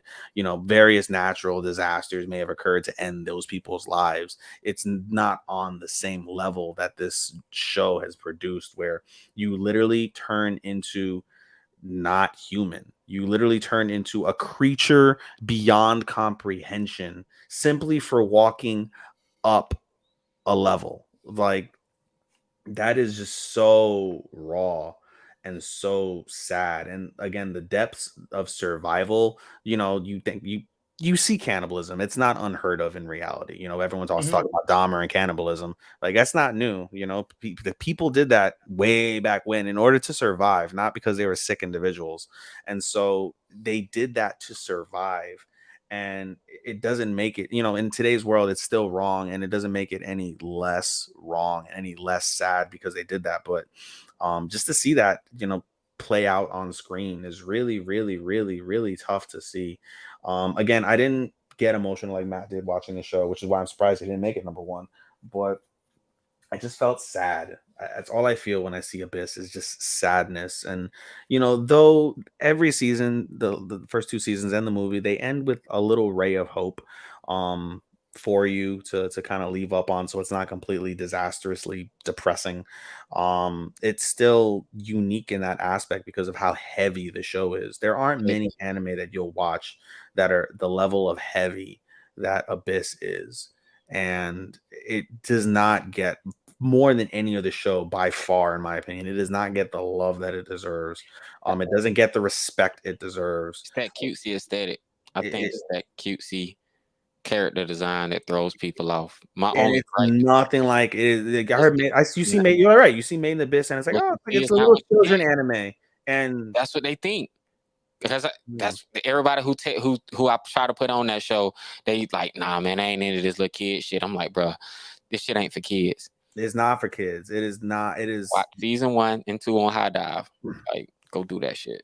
Yo, even if you don't want to, even if you can't see season 2, season 1's on fucking Amazon Prime. That's where I watched it. I watched season 1 on Amazon Prime. That's the first show I ever watched on High Dive. The first show I saw on High Dive. Just to watch it. I got Matt's subscription. The first thing I put on was Redo of Healer. Yeah, because like, I want the pour. Did they have pour? They got some. Okay. Yeah, I want the Redo of Healer. I can't wait for Peter Grill that comes out later. Peter Grill, yeah. We'll talk about that. We'll talk about that as we close. But no, I mean, I don't know how much more I can really talk about Abyss, just because it's just an incredible, and like you said, an incredible piece of media. The aesthetic is gorgeous, animation is gorgeous, soundtrack incredible, ties in stupendously to what you're watching. Anything that can make considerable, like, significant tie-ins to a show in the outer pieces of that show is exponentially better, in my opinion. And Made in Abyss is easily like that. Again, once the show ended on episode 8, with them finalizing the true story of the explorers, it was my anime of the season, because nothing compares to it in terms of the delivery, the level of execution, the consistency in the story, the depth of emotion that it can draw out of you. Something it makes you feel. Again, I can't express this enough. An anime that makes you feel is an anime that is forever noteworthy. And Abyss is definitely one of those animes that's in that universe that will make you feel. It'll make you hurt. It'll make you strive to want to see success. And you want to see that. You want to see Reg succeed. You want to see Rico succeed. You wanted to see Iram Yui be avenged, in essence. You wanted to see Fueko get her moment because of the fact that she was shunned in the darkness. You wanted to see Faputa get her revenge for her mother, and then to see her go through that, and then go through all the questioning of like I've built my entire moment, my entire life's existence has been for this, and it's here, and this is the moment that I'm living in. This is the present reality that I'm enduring, and it's just so damn dark and so damn heavy. It is exponentially just amazing. It is an amazing show and something that I will forever recommend to people if they enjoy that genre of media. All right, number 1, Corey in the House. Corey, huh? Corey in the House, man, best anime. You know, went back to What? Easy channel. Huh? What's your number 1, man? Summertime rendering. Okay. Okay, you got me fucked up. I was like, No. It was that okay in the hills. I was literally about to hang up and be like, well, this podcast is over. I'm starting with Starman. No, everything about it was just very intriguing. Like I got hooked in the first 2 episodes with how Shinpei died and how they incorporated the ReZero looping back ability. But there's risks with it. Like you have to be careful with it. If you die at a certain point, that is it. On the time skip, Yeah. you have to. Or again, if someone's dead, they're probably going to stay dead. Depends on where you are in that timeline. So again, we had Hayden Shide. Shide again, a great villain. Shinpei, probably one of my favorite protagonists of the year. I've had it because he learned how to use it. He got people together with everything that he has done. Like he fought, like he was thinking like a leader, helping people wanting to survive, whether it was a pass or fail. He tried his damn best. And Ushio, this how she is, like from the shadow, like she should have been obeying Shide, hey, but no, she was her own entity in a sense, and it worked. The chemistry of Ushio and Shinpei, the fights when they happened, every character felt importance. There was a balance of good and evil winning. So like, there are a lot of times evil won at a legit win, and there were times the humans were able to fight back. With Shinpei, Hizuru, Nezu, the fucking cop, Mio, the So and his sister, all played a part, and it made everything memorable. Even if it's not the greatest for everyone else, in terms of overall togetherness of how they incorporate plot, side characters, main characters, villains, like suspense of everything going on. When you think the good guy has it, boom, you don't. It's right out of their reach. And they got and when main characters stayed dead, like okay, shit is serious now. And you can't go back. The gym. Just because the gym episode, because they did all that fucking work. And when Hizuru died, her finals before the shit go off, reset. Yeah, again, when fucking Hizuru fought off Shide and she died, and that was Shinpei's fault because he looped back. But like she probably had a chance, but no. By the time she got there in that second, it was like, oh, I'm glad you looped because I killed her now because of you. Cold. It was like shit, yeah. Like even when he thought he was doing the right thing, it probably was not the right time. He had to learn. I like that. And it's honestly, like if it wasn't for Edge Runners and that last episode of like Shadow's House, this shit would have easily made the top 3. But Edge Runners came and fucked up my whole damn list, and I ain't expect Shadow's House finale. But didn't you rate it last? You rated it last year, didn't you? Or last season? Did you not? I did not. I waited till it was over. I didn't recall. Yeah, no, I said I'm waiting until it's over. But yeah, continue. I didn't mean to cut you off. But no, and then you get the final fight. It may not have been the best fight, but it was the more like satisfying thing of like that big win. And then this how everything happened. And this again, it wasn't like what it said. If you kill the shadows, Ushio's dead. It's not like I have to stop that. He accepted it, and so did Ushio. It's like it's okay. This is what has to happen. Like even like a great list for someone you love. And then we get that satisfying epilogue in that alternate timeline. Like that was Ushio's final gift to him, her final gift to him, and they got that conclusion. He's home. They're there together. Everyone's alive. Only two shows gave epilogues this entire season. That was Shadow's House and that was Summertime Rendering. That was the only shows that we're going to give you a bonus episode completely filled with closure. No one else gave epilogues. I'm glad you pointed that out. Yep. So yeah, that's why it's number one for me. I respect it, man. All right. You got to watch it, man. Yeah. I will if it ever gets on. I'm not gonna go through all the hassles. I mean, it's probably easier now that the show's over. But if it comes on Blu-ray, I'm buying it. Yeah, likewise. I'm excited. Like, I hope they don't fuck the dub up, but yeah, I got to see that. All right. This one's gonna be quick. We're not going back and we're not going to circles. You're just listing everything. What are you watching for fall, Starman? Let me go back to my other list. For fall, man, right now I'm only locked into 5 shows. Number 1 is Gundam Witch from Mercury. That show, yeah, I'm excited to do week updates with that one. Just because that first episode you gave a toddler in the Gundam, and I'm like, I'm sold. And then you might give me some Yuri action, so I'm with it. Chainsaw Man, y'all sold me on everybody. The internet sold me on the hype of Chainsaw Man, so I'm watching Chainsaw Man. Izaki-chan wants to hang out. Season 1 was funny, so I can't wait to start this one. I haven't actually started it yet, but that one is coming up. Spy Family, obviously. The opening and the ending. Wait. Did you see season 1 of Uzaki? Uzaki, yeah. Okay. My bad. Sorry. I just want to make sure you say you hadn't started yet. I was like, wait, you hadn't started season 2? Okay, or season I haven't started season 2. Okay. The last 2 shows I'm gonna wrap up. Akiba Maid War. Like, I'm into the reason why I'm excited for this show is the director of Rascal Does Not Dream of Bunny Girl Senpai is the director. They got the same. Oh, that's who is okay. And I just, after seeing Bunny Girl Senpai and the movie, I just know that this shit gotta be more than what I'm expecting. So I was excited for this one after the algorithms told me to pay attention to it. Last but not least, Reincarnated as a Sword and The Immense Shadow and the Crow in the Palace or whatever the fuck that's called. Those the Raven in the Palace. Raven in the Palace. Yeah, those are the ones I'm excited for the fall. Awesome. Even. Chotamate kudasai. Chota. Go man.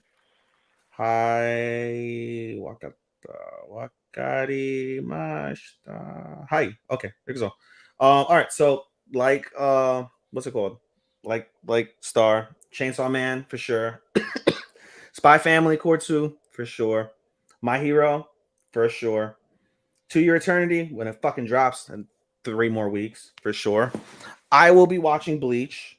Definitely, we'll be watching Bleach on Hulu. So that's there. Eminence in the Shadow, which is really good. I'm writing these down as we go, by the way, on our list, Matt. Which one? Eminence in the Shadow. Yeah, it's on my list. Okay, the ones that we're watching together. So far I've got Chainsaw Man, My Hero, Uzaki, To Your Eternity, Raven in the Palace, Eminence in the Shadow. These are the ones I know we're watching together. Uzaki, as I just mentioned, for sure. Episode 1 already is hilarious. Spy Family Core 2, that was a solid episode 1. My Hero Academia, seen that episode 1, super solid as well. Eminence in the Shadow, I loved it. Raven in the Palace, I really liked it as well. Raven in the Palace is the other one I'm watching. One of the ones I'm really looking forward to, it airs on Saturday, is More Than a Married Couple, but Not Lovers. That's one of our rom-coms of the season. I'm anxious to get that out. Definitely looking forward to that. That looks kawaii as shit. Raven in the Palace, I said. Bocchi and the Rock, I think that airs tomorrow. Bocchi and the Rock. The 9th. The 9th. Okay, my bad. So that's Saturday as well. So Bocchi and the Rock, looking forward to that. I'm kind of iffy on that, but it is a musical anime, so I'm like, all right, I'll give it a shot. Let's see what it's about. Any other ones? And The Little Lies We All Tell. That's the final one that I know we're watching together. The Little Lies We All Tell. I know Matt was sold when one of the characters came out as a trap. So well, I was gonna watch it before that because I thought it was gonna be like a horror psychological thing. That you find out it's a comedy / slice of life. I thought it was like psychological too. Yeah, I read the genres, the updated genres. Is comedy / slice of life. I'm clicking on this bitch right now. I'll still watch it. So hold on, I see. Where the fuck is genres? I don't see genres on this bitch. Yeah, I got it. Yeah, pull up information, genres, comedy. I love how the tag it said cross dressing 60%. Comedy? No, it's comedy, slice of life, sci-fi, and supernatural. Okay. Interesting. Yeah. So I've got a very short list for the fall. Thank God. It gives me an opportunity to try and finish Trigun and keep on working. Something. Let me ask y'all. I was gonna keep on working on fucking what's his dick on Attack on Titan. But I'm very curious now about fucking Cyberpunk to see what the fuck all the hype is about. So y'all think I should just start Cyberpunk once I finish Trigun? I think so. Cyberpunk. If you got time for a quick binge, yes. Yeah, it's quick. Oh, like, yeah. bro, it's if you skip the opening and ending, it's a solid. You can finish that whole series in 4 hours. Yeah. I don't know. I'm considering it. I'm considering it. We'll see. They make it easy, but yeah. We'll see. But Anyway. the opening and ending themes are pretty dope. But yeah, you just say fuck that shit. I skip all those anyway when I watch those things. I don't. 13 episodes for me, or 13 things, excluding Boruto, of course, because Boruto's always there. But yeah, that's it for me. Oh, I'm sorry, I missed one. Love Flops. That's our other rom-com of the season. Love Flops. Looking forward to that one soon. And that's one I know we're watching together as well. Love Flops. So all in all, Matt, we have Ichi, Ni, Sanji, Go, Rock, Nana, Hatch, 8. We're sharing 8. All right. My turn. My life after I became a dummy head mic one morning. That's the ASMR one. Oh, I missed a couple too. Sorry. Go ahead. My bad. I'll circle back. Okay, yeah. And of course, the 4 people and their respective lives. Apartment Complex C. That is okay. I'm kind of glad it's 4 episodes. Mm-hmm. It's a horror. I don't want a horror dragged out. To be fair. So if it's just a Halloween thing, I'm for it. But as of right now, it's just okay. It is a HBO Max, Bochi the Rock, Sword Reincarnation, Raven of the Inner Palace, it has potential. It's not great yet, but I do enjoy it. Bibliophile Princess. So I'm looking forward to that one when it comes. I already aired, didn't watch it yet. Do It Yourself. It is a nice one. It's a nice surprise. So I am okay with that one. I might add Mobile Suit Gundam if there is time before we record. I will try to add it in. I keep hearing good things about it. I am I'm the villainess, so I'm taming the final boss. That is pretty funny so far. Eminence Shadow, Sword Reincarnation, Uzaki-chan Season 2, My Hero Academia Season 6, Blue Lock, the soccer anime, To Your Eternity Season 2, Spy Family Part 2, and Chainsaw Man. Man, you are watching so goddamn much. I'm still considering adding Gundam to myself. No, Shinobi no Itoki. I added that one to my queue, and I hope it's good, as well as I added Beast Tamer to my queue. As of right now, Shinobi has a 6.94. Oh shit! I mean, with it could go up, but it's just the one episode. So I mean, MAL is typically accurate. Sometimes it's but for the most part, like if they give something an 8, it's probably an 8. If they give something a 6, it's probably a 6. Yeah, so usually it was like above a 7, like a 7.5 is usually that's like the safe ones. Yeah, there it is. I was like, "Where's fucking Mobile?" But I give everything. Where's what?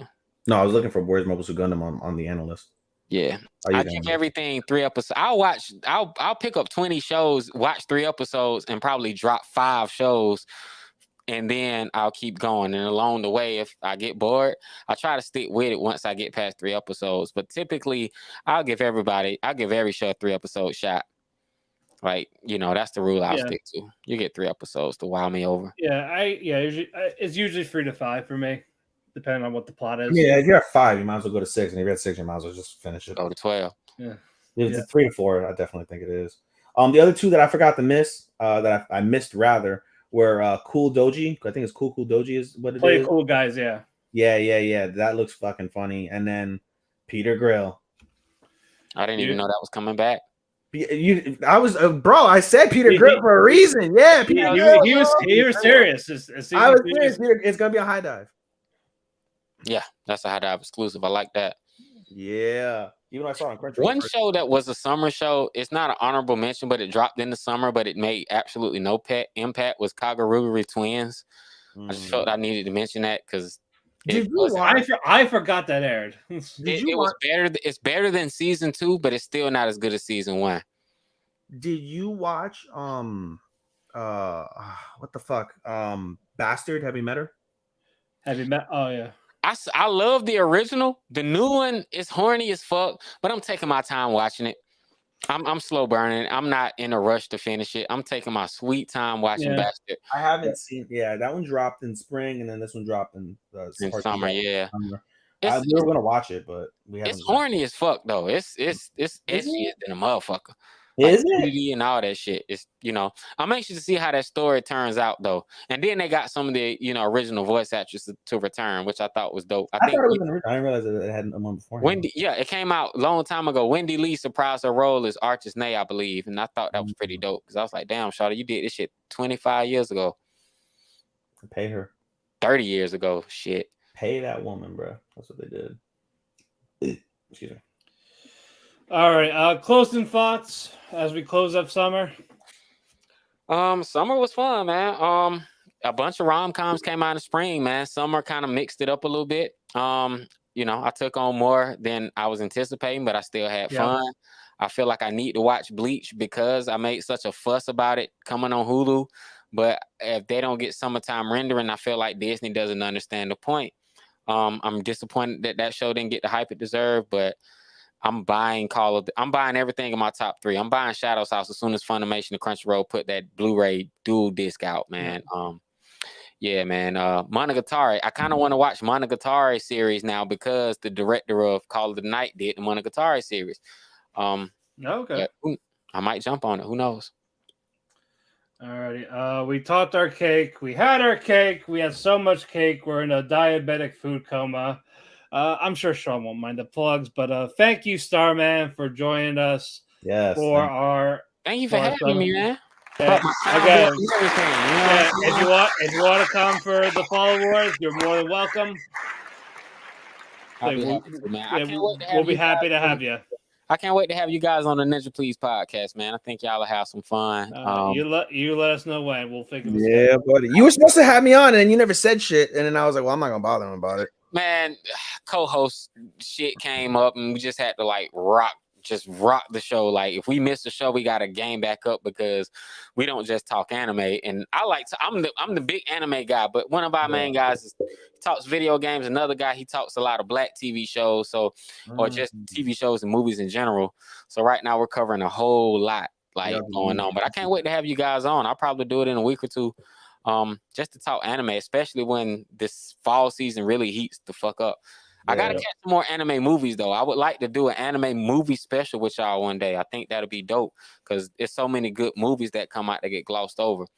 We're down for that. Announce Black Clover is coming to Netflix, and that's right. We forgot to add that news. Is it gonna come to American Netflix? I think it's a global release, and it's coming to theaters in Japan because we can't go to theaters. I hope that's what the case is, and I hope that's a thing going forward. I don't want to see it on Netflix. I want to go to the theater. I mean, we're not gonna get the theater, but damn it, if Netflix want to come in and do this, I don't give a fuck. I don't have theaters by me that puts on anime, so I have to watch it on somewhere else. For me, I don't mind waiting. I've waited all that time for DBZ, waited all that time for all these other movies. It don't bother me none. You know what I'm saying? Like I can't have Asta's demon form spoiled for me. I avoid that shit on the internet like the Matrix, bro. Like, Sato. But I really want to know. I don't know. You know about stuff with Julius? No, and I ran into a fucking spoiler that pissed me the fuck off. I didn't read the spoiler. I got no context, but I seen Evil Julius, and I don't want to. Let's leave it. I've been reading. I just want to know: are they gonna bring Evil Julius in the movie? No, do we see that? Absolutely not. It's after the fact. Fucking no. It's gonna be in the show. Yeah, absolutely not. Okay. Yeah, I think it's just gonna be just a regular movie villain for the movie. Like, it's not gonna progress the plot. I thought this was supposed to be the fucking plot. It's all part of the show. Is it not canon? Like I said, it's the manga. All I know is it goes back to He goes back to Yami's homeland, I believe. Yeah, they go to that's currently going on in the manga right now. I'm talking about, is this the movie just going to be a movie? No, it has to do with they have to progress with the plot. Basically, the show ends with them about to face one of the fucking like crazy fucking one of the other dudes. Okay, all right, they're gonna do the whole thing like where they're saving Yami from being kidnapped. Okay, fine. Yeah, maybe, yeah. We'll find out. Stay tuned. In 6 months. Right, but anyway, we are tired. It's almost 2 a.m. I gotta be up in 3.5 hours. Yeah. I gotta be up at 5. But we're not gonna do their plugs. But yeah, thank W2M Network, thank Chairshot Radio. That's it. You know where to find us. Thank you, Starman. Yep, Hopefully we will see you next week for fall premiere. We will find out if we catch up on everything. Everyone, arigato and atofaku and sayonara. Sayonara minasan. Bye bye. Bye bye.